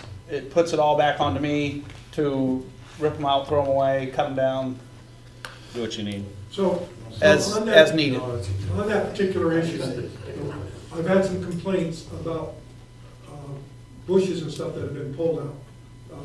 And I've explained to them what the ordinance was. And the thing that I think we might want to do, and I'll be talking to Gary about this in the cemetery committee, is that before every year you look at the stuff, if there's bushes and stuff on certain grave sites that need to be pulled, then we notice those people out, we'll have down here, you'll just let us know the list.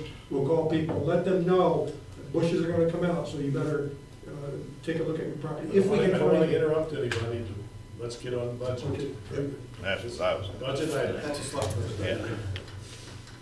Okay, questions specifically on the budget, not on processes or anything like that. Very good. Anybody? Wages and We're benefits. good? Good. Mr. Rice, you're usually the one that yells at me. We're already gonna You check this yell out. at me usually. We're already gonna check this out, anyway. Okay. With all Then respect I'm to going the, to say that's recommended. with all respect to the chair, I think that is a budget item. I got you, Jack, I got you. Okay, Article 22. To proceed with voting the following question, shall the town of Belgrade vote to combine, this is another Just administrative effort to get those capital reserve funds where they're supposed to be. I have just one question on that, is how is that process coming as far as getting water out of the pond? Bruce and I hadn't had a chance to, we were gonna check the line to see If it's actually, if it actually works or not. We both, I know nothing about the line. Bruce had only heard that it didn't work. We personally have never checked it. Between Bruce's schedule and well, basically Bruce's schedule this summer, we wasn't bad. able to check that line. So the plan is to try to take water out of the pond. I guess my question is, all the easements are in place. Yes, Right. yes, We already- absolutely. We already have a building there with a cement pad, which needs to be repaired. Otherwise, I'm sure there's some service needs to be done to the water line itself. Right. I know that for sure, because The- when we was cutting snowmobile trails, we whacked it, so. Well, as far as laying on top of the ground is not the issue. The issue goes under Route 27. 27. If that water, if that line is messed up that's under 27, we really gotta look at, see what it's gonna cost to bore it compared to put a water system up in the cemetery Gentlemen, the to question do. is, do we combine the two funds? That's the question. Yes. Everybody agree with that? Yeah. Again, delete the budget committee line from that. Yes. Okay, to see if the town will raise the sum of $2,500 and appropriate $2,500 for the cemetery portfolio interest for a total of $5,000 to be placed in the cemetery capital line, water line reserve. Looks to be, this is an annual, it hasn't gone up any. Yep. Any discussion? We're good? Is it, a quick question, is there any power involved with that? Where's the power, where's the switch, and where's the wire, and where's the meter? Down to the front. For the pump? Yeah. I don't know, Ernie has been down there more than I have, so there was power down there, but I don't know. Let's move on. That would be another thing that we'd have to It's work an on. existing easement and stuff. but we're Right, all- yeah, we're we should good. be all set there, it's just. Article 23, I'm gonna put recommended. Yeah. Article 24. Same thing, no, we're doing that. 24 appropriates 5,000, that is also for the capital reserve account for future surveying and construction. That also is not changed from 2017. Discussion, please. Seeing none, it's recommended. I have a point. Yes, Jack? Is there a plan to finish that job and a schedule to do it at some time, or is this gonna be Talking about salami Area every 5? year? Plan 5? Yeah. I have talked to Ricky about that. Next spring, we're gonna be doing our best to stake it out and get it graded down, right, Ricky? Is that where we were at in our It discussion? was gonna start right off, but I don't know now with the snow. Well, that's why I said next I'm gonna, spring. we're gonna move the moon bell this soon. And then we have to stake it, and then when we get the staking done, he can fill or cut, depending on what the stake says. And then that'll finish off that aspect of it. Well, I mean to do the whole job, to finish it and get the water lines in and have it ready to be offered for burial. I will plots. turn that over to the cemetery, because I don't know. There is a lot of work there that needs to be done. I know, that's why I'm asking Yeah. if there's any future to it, or we're just gonna The fu- raise money every year. Gary, do you have something to say? Hollow Construction is doing it for nothing at this point. And I will not rush, I will not put a pressure on them to do it other than the way they want to do it for nothing. Because if we start pushing them to do it in a different manner, I feel, or I'm afraid, that it's going to end up costing the town a lot more money. At this point, we're not in the need of having Plan 5. I still have plenty of lots down there for people to purchase as they need them. Well, I think this really ought to go to the cemetery committee Yep. to discuss. I really do. So Article 25, gentlemen, am I right, or 26? We're on 26. I'm sorry. We're on 26, yeah. No, it's 15. Any discussion on this? So we're not gonna do anything with $10,000 for a truck, I take it? We already did. No, we already did that. Yeah. That's 25. Yeah. That was part of in the the facilities. That was in the facilities. We did discuss that under its. And it was recommended. We left it at 10,000. Yeah. Yeah. Yes, This is not. it's 10,000. 26, good. So 26, bear with me here, gentlemen, please. Appropriate 5,000 to place in the cemetery equipment replacement reserve fund for equipment replacement, and I take it that's things like mowers, and that's also a recurring amount of money. This started last year. Started last year. Did it? Any discussion on that particular line? Do we have to be more specific to keep our auditor happy about what that item is being used for? The capital reserve, I think, capital reserve specifies that it's for equipment. Equipment. And equipment's pretty Is- broad, so. My question He is, is it, It's very similar to the fire department's capital reserve, which is equipment, et cetera. Equipment and major repairs. and the auditor's fine with the way it's written? That's the that was my question. question. Good. That's the question.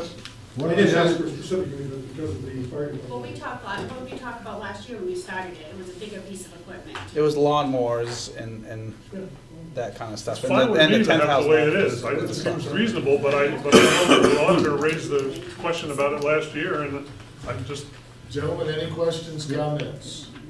When we say actual, do we mean the actual that was transferred into the reserve account in 2017, or the actual that was expended for equipment in 2017? We didn't spend anything out of it for equipment, it's just what was put in there. He requested it and what we put in last year.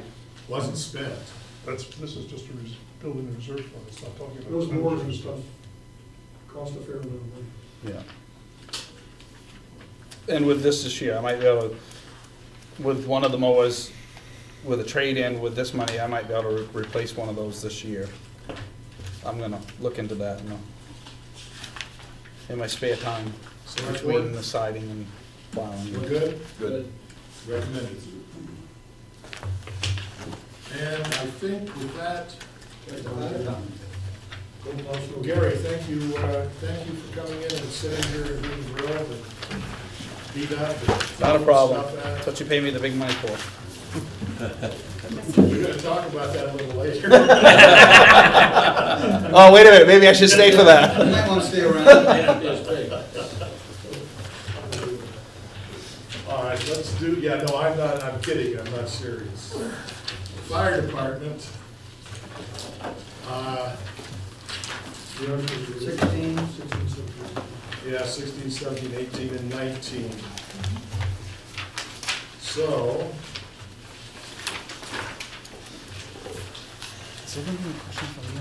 no, I got it. Shouldn't be. 16 is raise and appropriate the sum of $225,766 in support of following divisions. It's the Emergency Management Director, Fire and Rescue Department, Municipal, Street and Street Lights, Animal Control, Health Officer. 2017 budget was $250,892.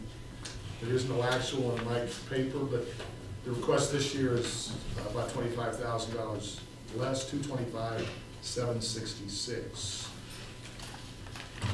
Comments?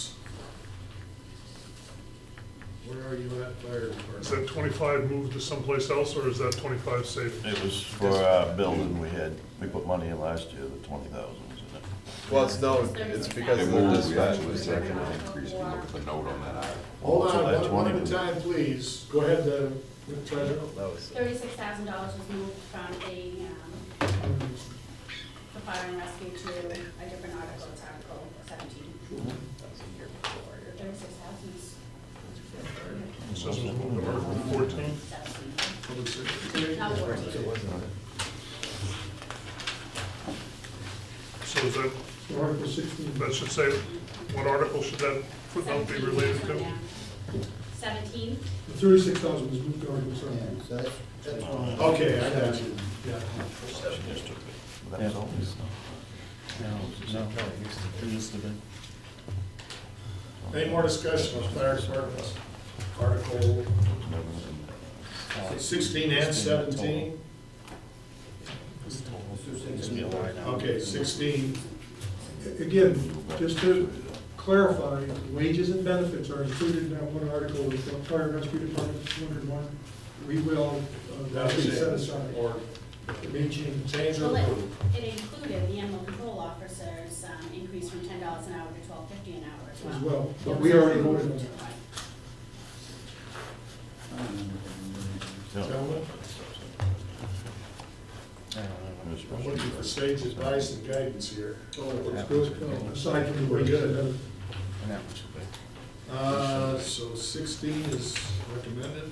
17, to see if the article, if the town will raise and appropriate the sum of $36,000 to support the public safety answering point. Yeah, We have no choice. yeah. And the water bill went up 3%, and we signed that contract, I brought that to the board's attention. The other two contracts, we don't believe are going to go up, I've talked to both of them. We don't believe they're gonna go up, but they're at the, they end in July, or June 30th. So we'll be doing that in June 30th. So I think we're, with that little bit of increase, we're kind of protected there. That note on the previous article should be corrected. Yeah, we did. You did, right? Not on mine. Dan? Yeah, I'm just wondering, because it's showing last year's 36,000 on this article, but yet, the up above, the line up above it with the note, says it's moved this year from this budget down to this one. It's gonna start confusing for people. They're gonna think, well, it was budgeted twice than last year. Okay, so you want clarification in the notes? I just wanna make sure that they understand, Yeah. because I mean, it's showing last year you had a $36,000 budget in this. If this is a new article, so it's been moved out, then there shouldn't be anything from last year on this new article. So it would 17 have should be been, zero. it would have been noted into the other article. Oh, I see what you're saying. That was just a typo. Because right now, it looks like we had it in both articles. Yeah, I see what you're saying. Got it? That's That's kind of the same note, but zero. Yeah. The, So it's, yeah. yeah. So you don't have people thinking Article they had it twice. 16, there needs to be some sort, or according to rec, some sort of an explanation of why you're dropping that $25,000. Well, it kind of did say, I mean, it said, that's what that little. Dispatch fees of 36 have been moved, yes. Yeah, that we Kind got of that. explained why Okay. that article was less money. All right. Yeah, that's right, and that's why Dan said that the 36,000 in 2017 budget should be zero. Yeah, because it's okay, I already- got Yeah, it. That's I good. agree with that, yes. Yeah, because it looks like you had it in both articles, both Yeah. places. But I think you still need that little memo Yeah, in there to we will. let people know why the Yeah. budget's less. It's gonna be there. Any more discussion on 17? Okay, I'm saying that's recommended. Let's move to 18 to see if the town will raise a sum of $50,000 to be placed in the fire and rescue department capital reserve account. That's exactly the same as last year. Any discussion? We're good? Do we have to be more specific there for the auditors and what that's for?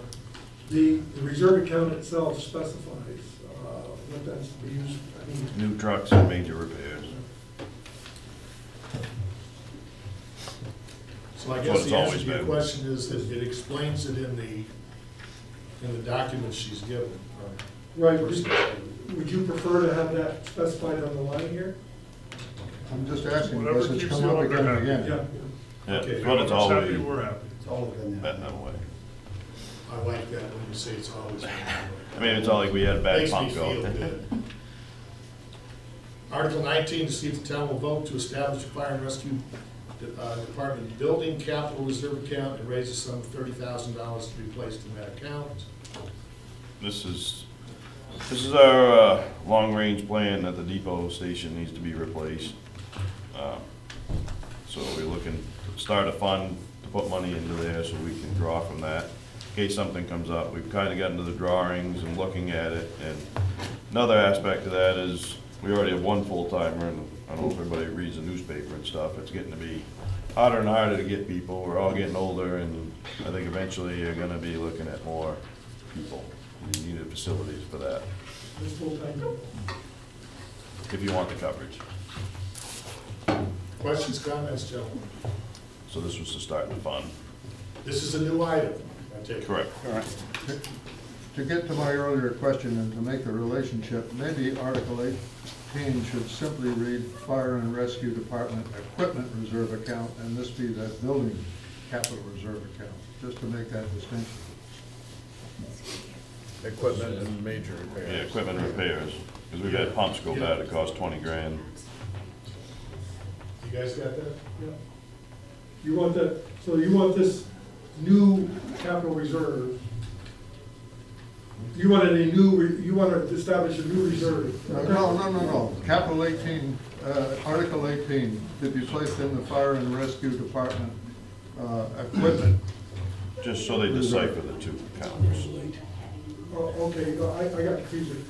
I think the capital reserve account does specify that it's for, But what he's saying is you got two accounts. Now, if you're gonna say you got two capital reserves account, he just said you ought to say one's equipment and repair. Yeah. This is a new building. but what I'm Just- saying is that capital reserve is for equipment and repair. We know that, but the But it doesn't townspeople say it. don't. It doesn't say People don't know that. They gotta go, people don't know that. No, I understand, but you don't wanna create a new reserve is all I'm saying. No, just Explain. just a word. The wording. Just the wording. People know that there's a difference. Because now we got two accounts, they're gonna go, why, you know. So what we'll do there is, which is for, where it says fire and rescue department capital reserve, which is specified for, equipment and. Major repairs. All right, gentlemen, 19? I have a question on Yeah. 19, which is, if, I'm fine with, with building reserve account, but then, Dan, you mentioned possibly using it for people. Well, I'm just thinking, 10 years down the road, you might have to put some more, I don't even know, Now, can't if tell you're you. to draw out of that account, you potentially hire another full-time person, does that need to be No. specified in there somehow? or- No, this would be, we put that into the budget part, I think this is physically build a This is building. physically building. But in the aspect of that building, would be looking for future The depot day building rooms or specific. whatever, Specific. yeah. Yeah. Questions, gentlemen? Comments? Recommended? And that completes fire department. Boy, there's a lot of You easier guys facility are good. maintenance, I can tell you that. Put up before them next year, will you? Don't you want to go on? We didn't think it was gonna be, we still have the wages and benefit issue in Yeah. your account, so you have to understand. that. Yep. Next item is Article 20, and it's roads. And then,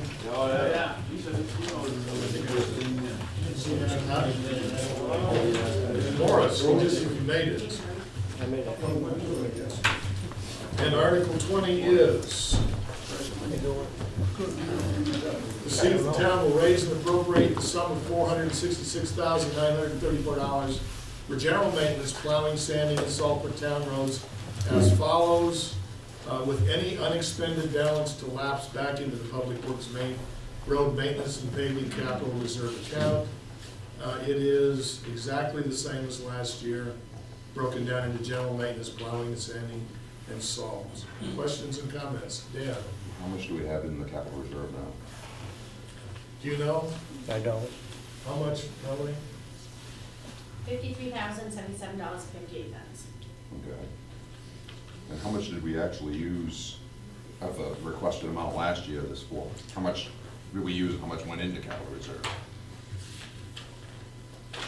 Or anticipate? I know we're not down to the end of the year yet. The whole public works is still $60,815.68. That includes plowing and sanding and, you want just roads or you want everything? No, I just want to know how much, because if the budget's identical, I just want to know how much we actually spent or didn't spend and how much went into the reserve. So out of the $466,934, we've spent to date $406,118.32.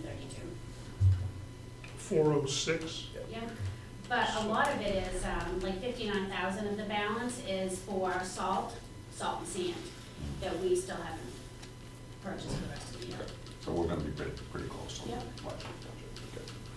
Any more comments? None? Then I take it we recommend this. Recommended. Thank you, Marcy. Just got the seatbelt. It was that easy. God, if you hadn't got here, we. Okay, recommended, and now we go to the library. Article 47. We'll do 4 first? Oh, I'm sorry, 4, yes. Thank you, gentlemen, for helping me.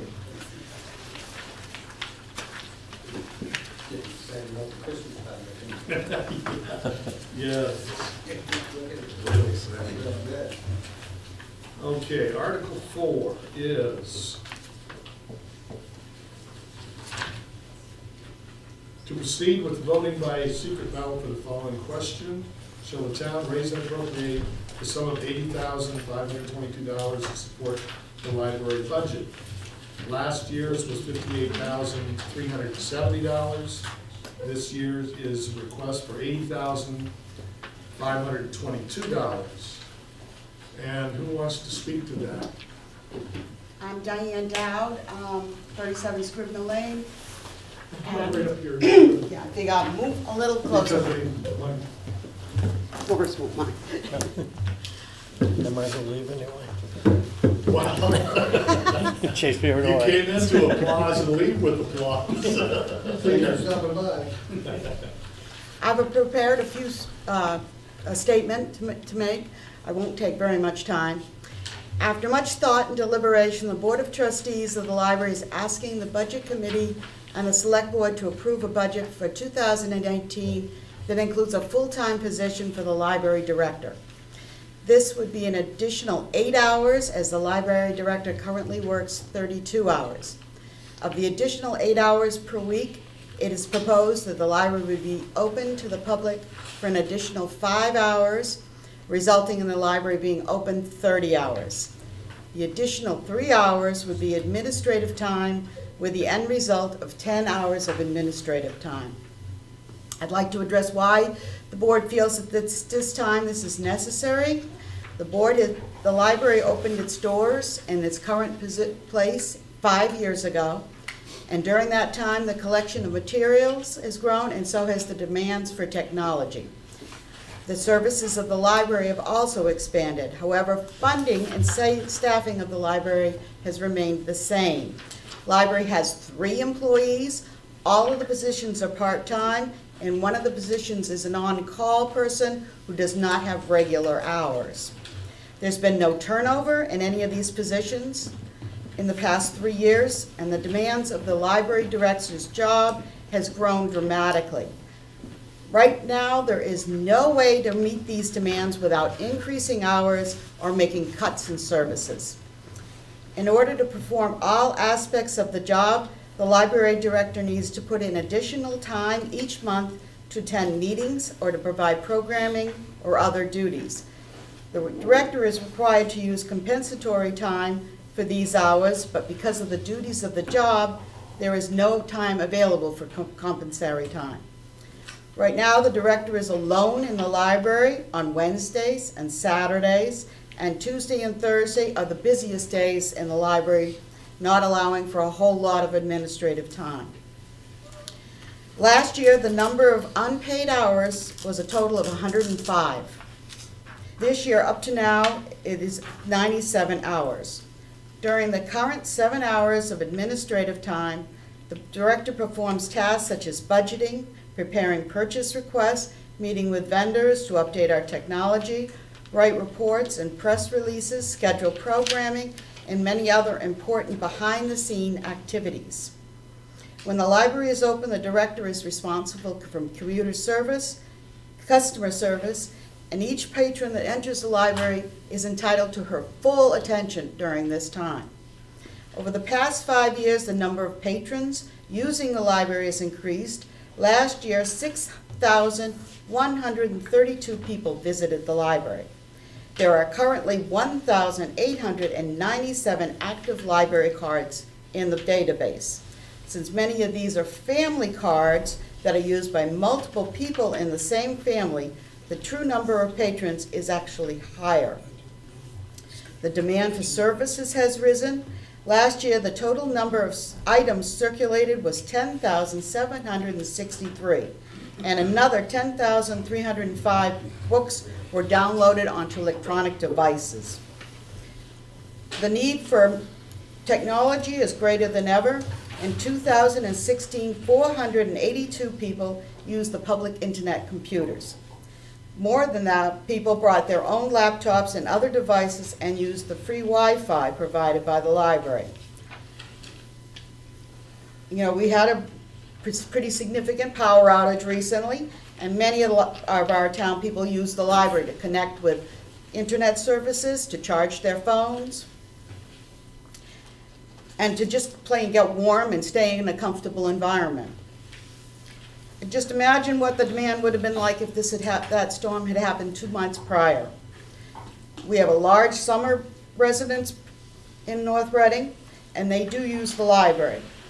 They're not here to voice their advocacy, but during programming at the library for the last 2 summers, they have been filling out forms to tell us about what their feelings are about that. And I think that's very important that we recognize our summer residents also. The library has been supported by the Friends of the Library with the Alphon Children's Fund, as well as the Belgrade Health Center and the Snow Pond School for Arts, the Maine's Humanity Council, the Maine State Library, RSUAT, and others over the past year. The board feels it is now time for the town to show its continued support for the library by increasing the hours. Thank you for your time, and we're able to answer any questions that you might have. Gentlemen, obviously I'm the one that has to speak. I'll pass these out to the board.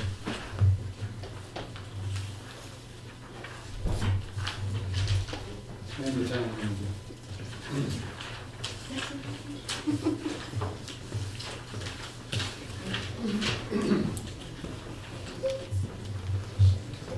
Again, we had this debate 2 years ago. No, a year ago too. Every year I've been on either the budget committee or the select board, we talked about this particular article in fact. They wanted to close full time. Well, again, I did quite a bit of research. And I guess first and most important thing, if you look at the library data that's in our area, towns that are basically abutted to us, there's 2 towns in particular that I'd like to reference to start off with. You have Oakland, who has a community of 6,240 people. And they have a huge library compared to our library. They have 3 employees. Their hours are 33 hours a week. Belgrade has a population of 3,189, and our library hours are 25 hours per week. 2 employees and 1 seasonal employee. The China has 43,200. That's their population. They have 10 hours that their library is open. They have 1 employee. Reedfield, which is 2,598. Their library has 18 hours, 1 employee.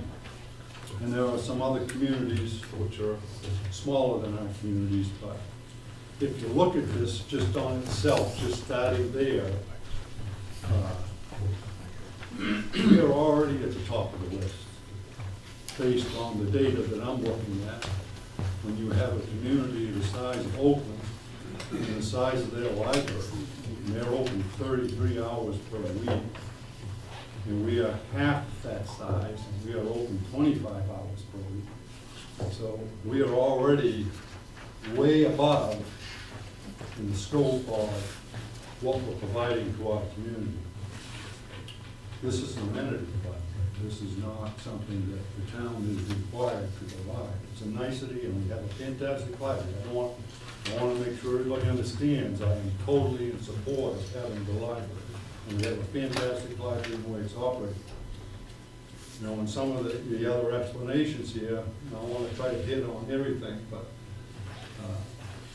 some of the thought processes that have been put forward here is that they feel that the sick time and benefits of keeping people are very important. Well, turnover rate in the library since 2000, which is 17 years, we had Melanie Combs, which was the first librarian, and we had Marcia Haig, and of course now we have Janet Patterson. Those have been all long-term employees, and they came on board knowing that it was a part-time position. To expand these hours, first off, you're looking at an increased expense to the Friends of the Library for electrical power and so forth. That's all, we rent the building, we get the building for $1 a year. They paid for the building, they had the building all built and everything else. We house our library collection there. and we have an individual that is our librarian. So I think this is absolutely ridiculous to increase and make this a full-time position and put the burden onto the taxpayers for something that has been, I've been by the library on many, many occasions, and I've never seen people parking lots not running over, or there's no, I've never heard any complaints, I guess, that we just can't get service at the library. And I'm going to say this only because this is truly what I believe the situation is. And this is just my opinion. Somebody needs benefits. And you know, we all have situations in our lives where things we need to have in order to live the way we feel we need to be able to live. And to expand an operation that affects the town, the taxpayers of this town, even though it may be insignificant. This is a huge jump in first off, this is a huge jump in that budget. And I would say that the library is a part-time position and should remain a part-time position. And that's the position that I hold on this, and based on the data that I see here, I can't agree with I can agree that the data that you presented sounds good, it makes sense, but the real need, I would suggest that if Oakland can run their library, the size of the town that it is, and everything else, for $33 a week, we should be looking at how we're running our library and keep it in line with what it should be. Same way, if you look at Greenfield, I think all these communities love their library and want to keep their library and support their library.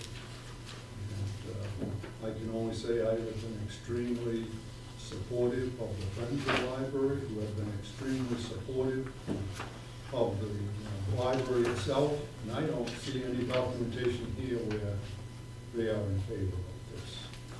So that's the data that I have to present to the board, and I am absolutely just as opposed as I was before to this, bringing this to making it a full-time position, just because. That's what I have to say. Mr. Barrett. I've got a question for perhaps Diane or the director. Several questions. Do we experience during the summer months an increase in usage of the library? Absolutely. So is it accurate to say that 3,189 uses is accurate during that part of the year? That's the population of Belgrade, but what do we get for usage, you think, is on average?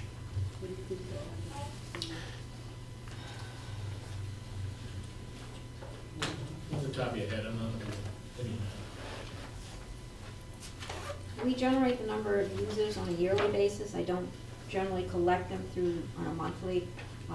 I would say easily we get twice as number of patrons in during the summer months than what we do in the winter. That's kind of what I'd expect. Dan, is the reason for this request, is the intent of this request to expand the number of hours per week, or just to justify the hours that the director's putting in? No, the actual idea was to increase the number of hours. The library's been open a long time. Right now, we just had a power outage that affected a lot of people in town. The library opened, closed Friday, opened Saturday, and then again not open till Tuesday. There were several days people could not use the library. We have data about people that have banged on the doors when we are not open, and we can tell you the numbers for something like that. Just had that right here in front of me. And I will ask Mr. Rice where he got his figures from. I got the figures from the internet. How recently was that updated? The population was updated 2010. 2010 was quite a while ago. That was the population. That's what you're gonna get. That was Right, a census, right. yes. But the actual library hours, we just recently updated. Okay. We went on and checked their sites. This was done by my other half, Kathy, who was a friend of the library, Kathy Brown, and these are the numbers that she pulled off from, I got to say, their website. Okay, because we have the updated figures from last year from the Maine State Library, who updates all of their figures every year. And we are certainly welcome to look at those figures also. And a final question. Does our library provide services that are not generally provided by some of these other libraries? Are you able to answer that? I'm not sure what you mean by services not provided by other libraries. There are certainly things that are common throughout all libraries, such as the circulation of materials, the help with technology, the teaching assistance of using computers, accessing email. We have the Wi-Fi connection, which folks can access whether or not we're there. We offer all kinds of programs. In some cases, we're offering more programs than what some of these other smaller libraries, such as China and Reedfield and Wayne, are offering. I guess what I'm asking is, are we able to do in 25 hours what the other libraries do, Oakland as an example, in 33 hours?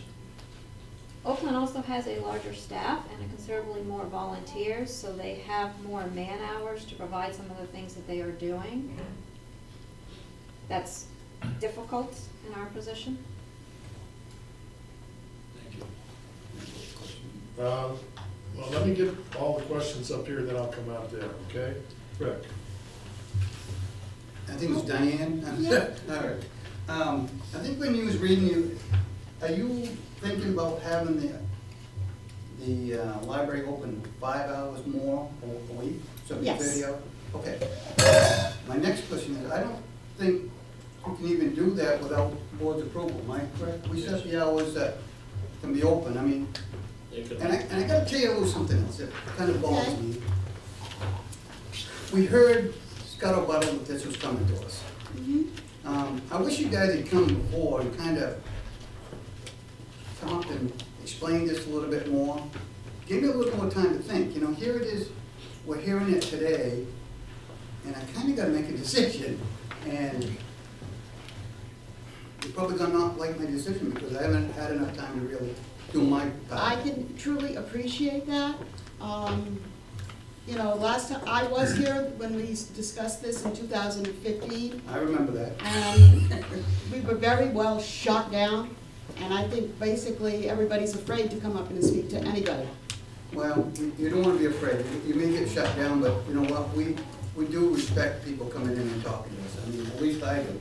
I like to have my homework done before I get here. Okay. And this is kind of, I knew it was coming, but I didn't know what your whole plan was. And we did discuss this with Denny before we even approached doing this. He told us it was coming. He said, be prepared.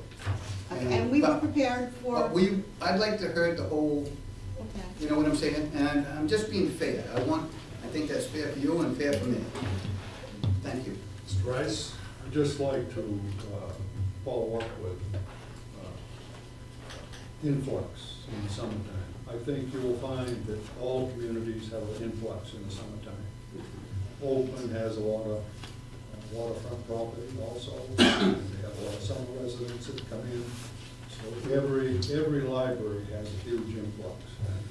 And I just think that, you know, if this board is gonna consider extending the hours and everything, I will take the time to go to every library and I will sit with those people. I will go to every town and talk with their town managers and their select board and find out what they're doing in order to keep their libraries functioning and very comfortably so. We don't seem to hear these issues from other communities. And I guess I would also like to say, I hope that everybody in this room, as aggressive as I may sound from time to time, I am talking about the issue. It has absolutely nothing to do with the people that looking at in this room has absolutely nothing to do with that. And I would hope that anybody that wants to come and talk to any of these select board members or that have an influence on how the budget is put together, the door is open, my phone, you can call me. I'm not an evil person, and I would hope that, I know I've projected that because I'm very enthusiastic about a subject. If I do a lot of research and how I feel about it, and I express that. But that don't mean I don't like the people or I'm happy with it. It has nothing, absolutely nothing to do with it.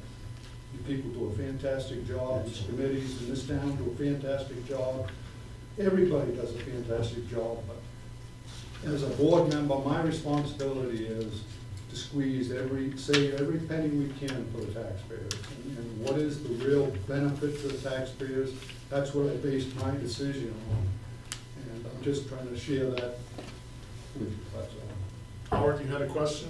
Yeah, I was questioning, there was a number of comments made about the storm and people getting access to the building. Is the library one of the buildings that's considered a shelter in this town? Are we trying to promote the library as a shelter in a storm situation? It has a generator, and I think that's why it's used that way, perhaps. Do they have a generator? They do. Then it probably would be someplace for people to go.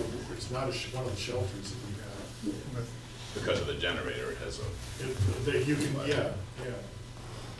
All right, Ernie? Well, I don't think anybody's evil when it comes to thinking about these things, but, you know, and to be honest with you, I don't personally put too much credence in what other towns do with their libraries, because, as Ernie said, it's not a necessity, but it's something that a town chooses to do. And this town has chosen to have a library, and if you look at the history of this library, and you know, it once was in basically a closet space in the Center for All Seasons, and the very dedicated group of people that have brought it to where it is today certainly should be commended, you know, for all the efforts that they've done in conjunction with the town to get it to where it is today. It's an amazing step that it's, you know, trajectory that it's followed. And I feel, you know, I'm on the library board, and I believe the library is pretty important to any town, but it's up to a town to decide if they want to continue that investment and build upon that investment. And you know, we're blessed to have, you know, the library facility that we have and the personnel that we have there. And this isn't just about you know, a person wanting benefits. It's about a person deserving benefits. You know, many of the excess hours that our current librarian spends are mandatory meetings that she has to attend, whether it's you know, for the library board or friends or meetings such as this. And you know, and it's not, you know, if when we do get turnover, the future of the library is going to depend upon whether we can afford to continue to staff it in the way it's staffed now. And you know, if we don't, this is the only department in the town that doesn't have a full-time department head. And it's currently the least expensive budget item in the town departmentally, and you know, we think nothing. You know, previously with a lot of the warrant articles that we looked at here, $10,000 to add to you know, a capital account to maybe someday replace a truck or build you know, get new equipment for the cemeteries and things like that, you know, we think nothing of that. We think build a garage, whatever it might be, expend money to paint a building. You know, these are all investments that we have in the town, and the library should be thought of similarly. And you know, we spend a lot of time procuring funds to improve our equipment, improve our water systems, improve our cemeteries. And sometimes I think we forget that the personnel that are involved with these facilities are quite possibly a lot more important than the equipment involved. We'll get into that when we discuss a little bit further how we might improve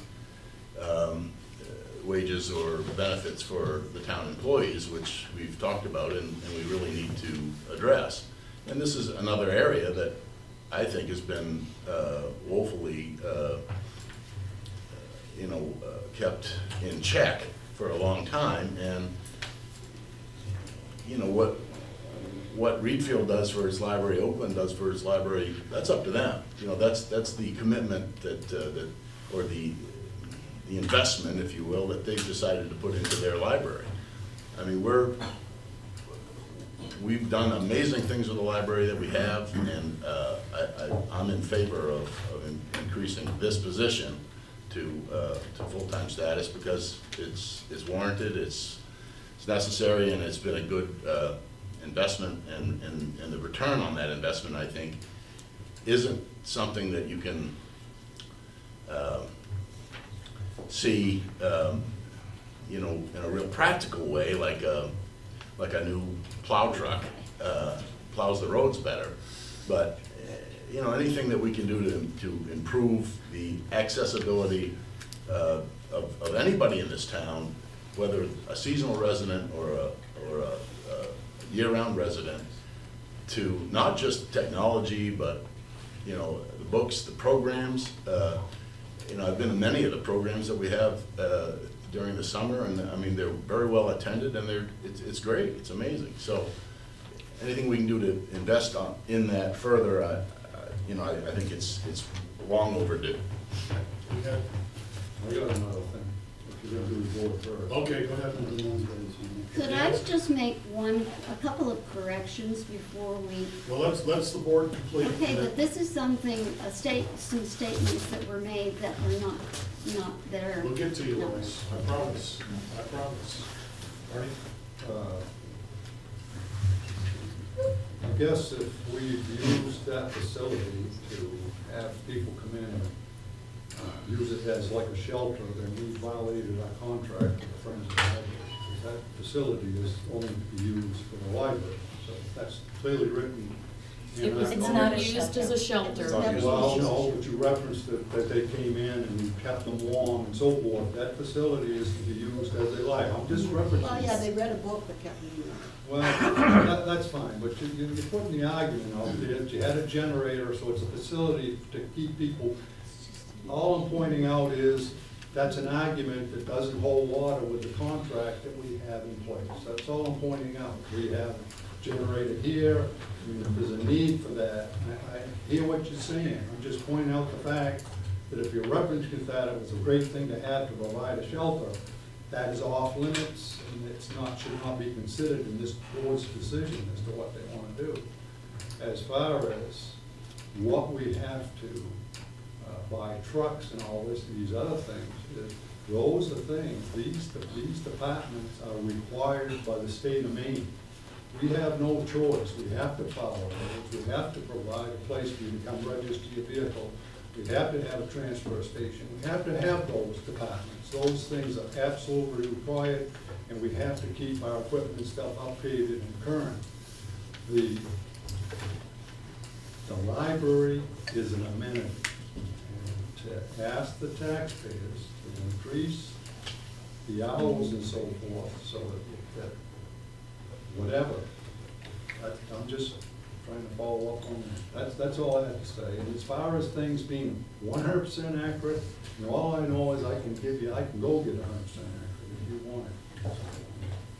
Jack? I think this is an issue that's of great importance to the town, and it's one that is broadly recognized, one way or the other, by the town. And what I would hate to see today is that the group assembled here take any action that would foreclose bringing this issue before the town as a whole. Yeah. Dan, you have something? Yeah, it was kind of what Same Jack thing. went over.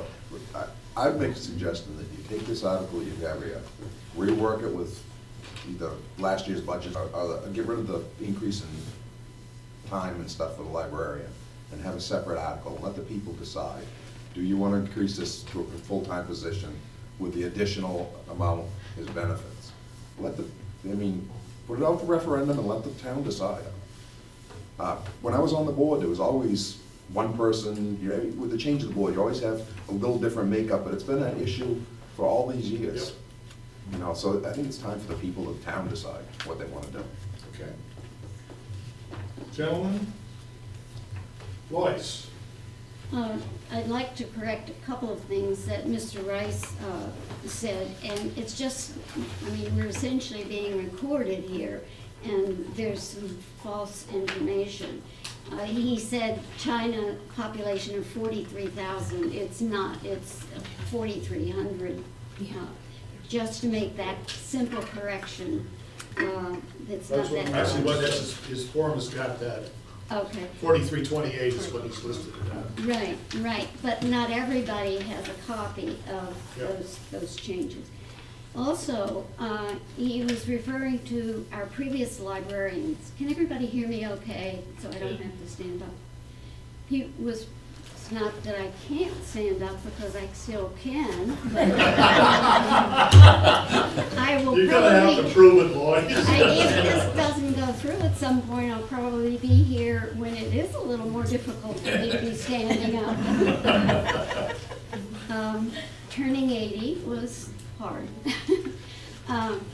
He made the statement that or was talking about the former librarians, the Melanie Coombs and Marcia, and they actually left this position for full-time positions. That's why they left. And so, you know, there is precedent there. There is reason that was happening. And we know that. And we're trying to make the statement that it is a necessity to have this library in town. It's a necessity. Literacy is important, and this library is part of Belgrade's climb toward being a very literate and well-informed, well-read community. And the library provides a lot of the services that are needed for that. And our state library we have one of the best state libraries, I think, in the country, and have a program to support other municipal and school libraries. So that's the reason why we're really working toward improving. I mean, we're always wanting to improve the literacy of our citizens. So I think that we really need to keep that in mind and consider that it is a necessity. The other thing that I'd like to say is that, Mr. Rice, I would find, I don't want to say it that way. I think that if people who are not in favor of and really supportive of the library, that it's really hard for me to understand that if they do not use the facility, if they do not even visit the facility, that it's always, they're always speaking against it without really knowing and understanding why the library is a really important facility for many people in the town. And for if you are, I mean, how many people, there are people that use the stores in town to go and walk in because they want to get out and do exercise. They're not there just to buy something, but they're doing the exercise. So they're using it for a variety of ways. But to go and sit in the library and read the newspaper, look at magazines, do something away from their home, and maybe if it makes it a little bit warmer for them, you know, that's wonderful. They're certainly doing something that's very positive. So I think we need to keep that in mind. And I do think that the library needs to be considered as a necessity in a town. When you come into a town, and when somebody moves to a town, there are some things that they look for. A library, churches, some kind of maybe commercial facilities, but there are certain things that I look for. And Belgrade is a place where people like to live. Sir. Just some of the benefits here, but keep in mind that the building is $1 a year. The overall budget for all of this is what we were asking for is $80,000. Covers everything: the buildings, the maintenance, the fees, the labor. I think you'll find if you check a lot of other towns, that budget's not that far out of line. Oakland recently, so 2 years ago, spent $400,000 on their facility just to upgrade it. Doesn't sound like their town is anti-library at all. Waterville is a much bigger city, but they spent well over $1 million upgrading their libraries. So as fast, Augusta.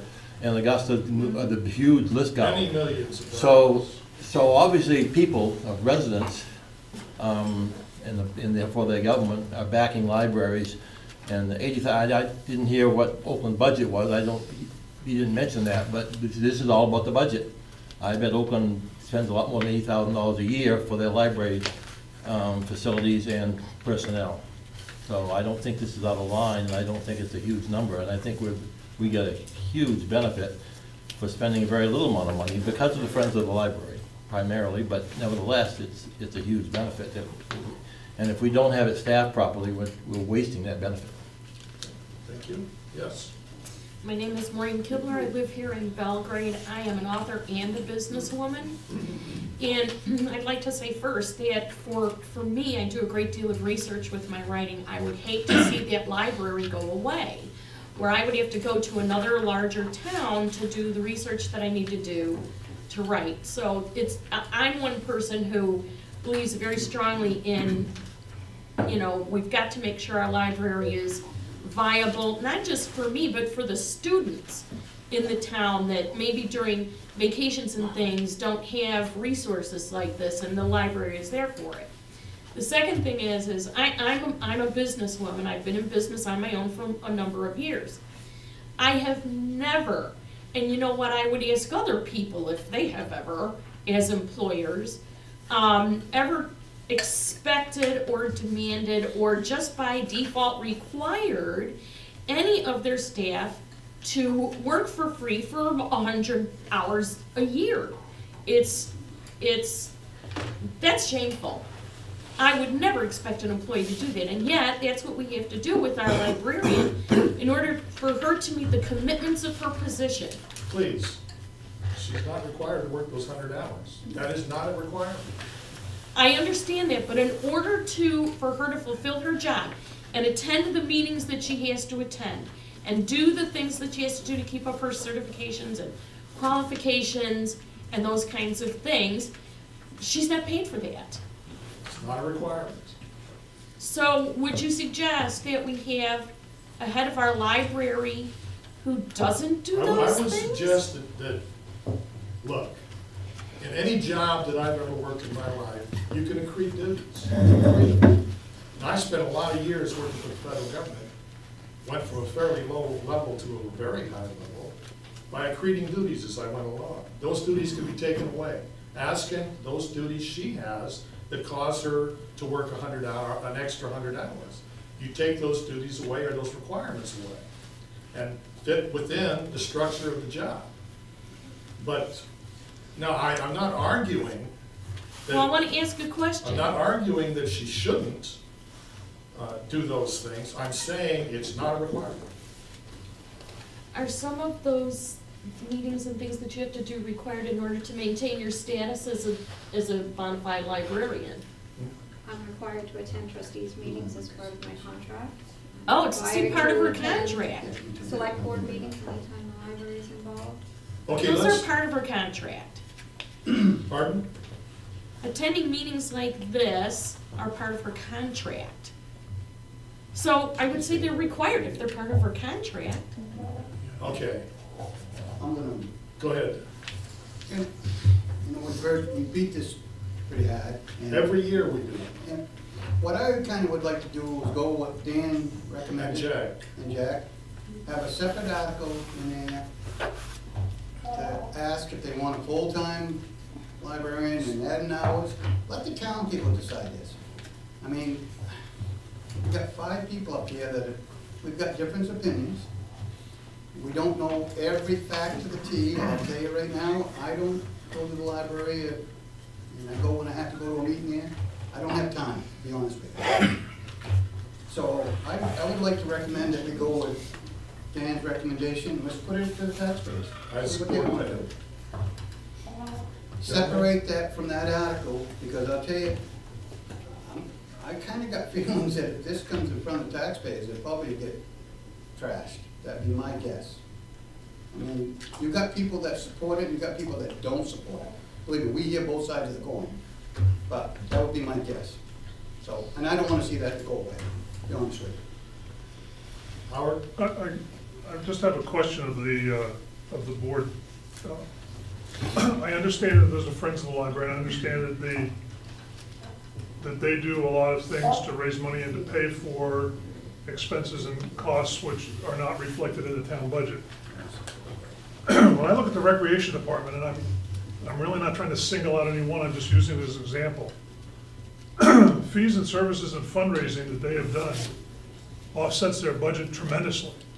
And I've seen it go up and up and up, you know, over the years. And I guess my question would be if the library group, other than the Friends of the Library, has considered fundraising activities similar to what the recreation department is doing to help offset either possibly some fees for services, if that might be appropriate, or fundraising to give you more flexibility in the budget without impacting the town budget. And if you haven't, I guess I'd be interested to know why you feel that would be a bad idea. Mr. Chairman. Yeah. If I can, I'd like to make that a motion and see if I can get a second, what Dan asked us to do. That we split it? That we split it, Yep. and so we can move on, because I don't know if we're gaining any ground here at all. And that's what I'd like to do. Okay, I'd second that. Any discussion, gentlemen? Gonna be a second article. Yeah, and we vote on that second article, and it's the same way we do every article, it'll go down, but it'll go before the people. It'll go before the It voters. is anyways, it's a secret article, I mean, The first article then would be, or the first part A of the article standard would be the budget, standard which budget. is about the same as last year, am I right? About the same, there wasn't. Other than wages and benefits. Yeah, Yeah, the wages, if you take the wages and benefits out of the equation entirely, then I'm proposing the same exact. yeah, that's what I thought. So that we have that budget in one article, and we have the full-time librarian in the second article with the money attached. see the secret ballot, just like. Yes, yes. Go ahead, Danny. Can I ask for clarification? So we do 2 articles. How do we explain, I'm trying to get to a point, how do you explain that one article is, because you're gonna have 2 articles, one article's gonna be first, one article's gonna be second. Or do you want a combined article where you say, does the town want to move with a full-time position?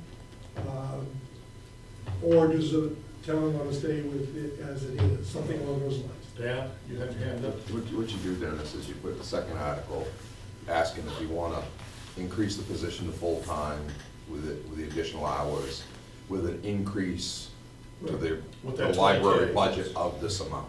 I wouldn't put it in one article, I think that's. Two articles. Too If confusing. you put it into one article and it goes out there, and it's defeated, the library's closed. Right. It's, you're better off. So two articles. Two articles. I don't wanna see that. Okay, we have a motion on the floor, and it's been seconded. Any discussion, gentlemen? Question? Lois? Could I question it, please? That would mean that it would be in that vote, there would be no opportunity for discussion, like, if we were doing it in the meeting, the town meeting, we would have opportunity for discussion. Well, there will be a public hearing, yeah, Rick is right. Public hearing on the warrants, and we know how well attended those things are. I guess that we'd have to get the troops out for that, right? Any more discussion? All those in favor? That's the way it goes. There'll be two articles. One for the standard budget, one for the full-time librarian. I want to thank you guys. You guys do a heck of a job, and I hate to see this every year. Maybe this will put Well, an end to it. that's what I'm hoping. That's what I'm Jack? Does that process eliminate the need for Article 47, which is the article to cover the cost of the library for a period of time if the library vote is defeated? No, the contingency article needs to be in Yeah, there it still in needs case, to be both of the ones that you're requesting get shot down. Absolutely. Because then we still need to be paid for the time which we have already been open prior to the March meeting. Okay, thank you. Okay, Thank you for the question. For all of those patient people waiting out there, I think we're gonna take 5 minutes, so that we can go places.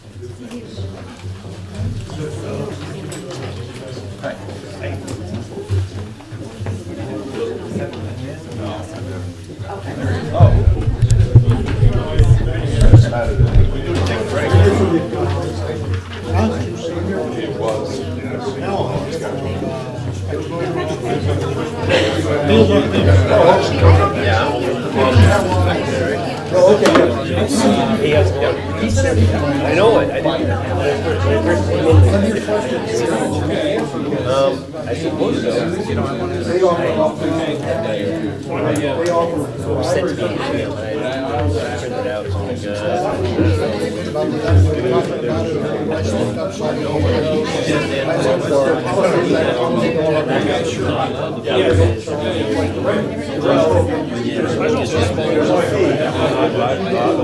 I saw an email from Rob. you pay a fee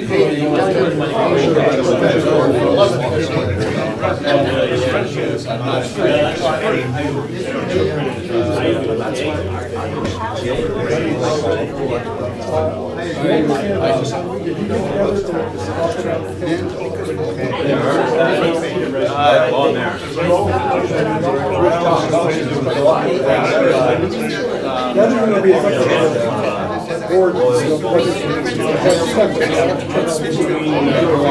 You guys are paying. We just have the board.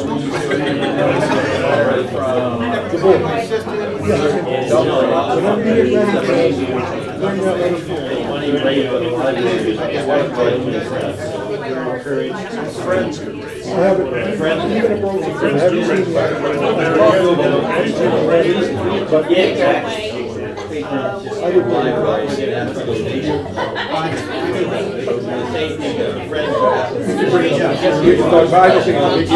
they may very well want to do it.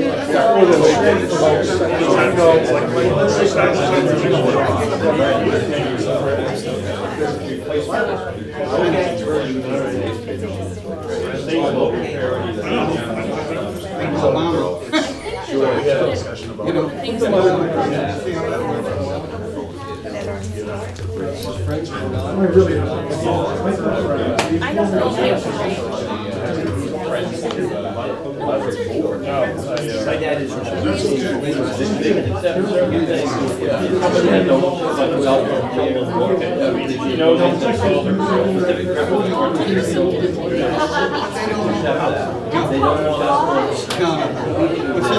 Yeah, you're right. All that money is dedicated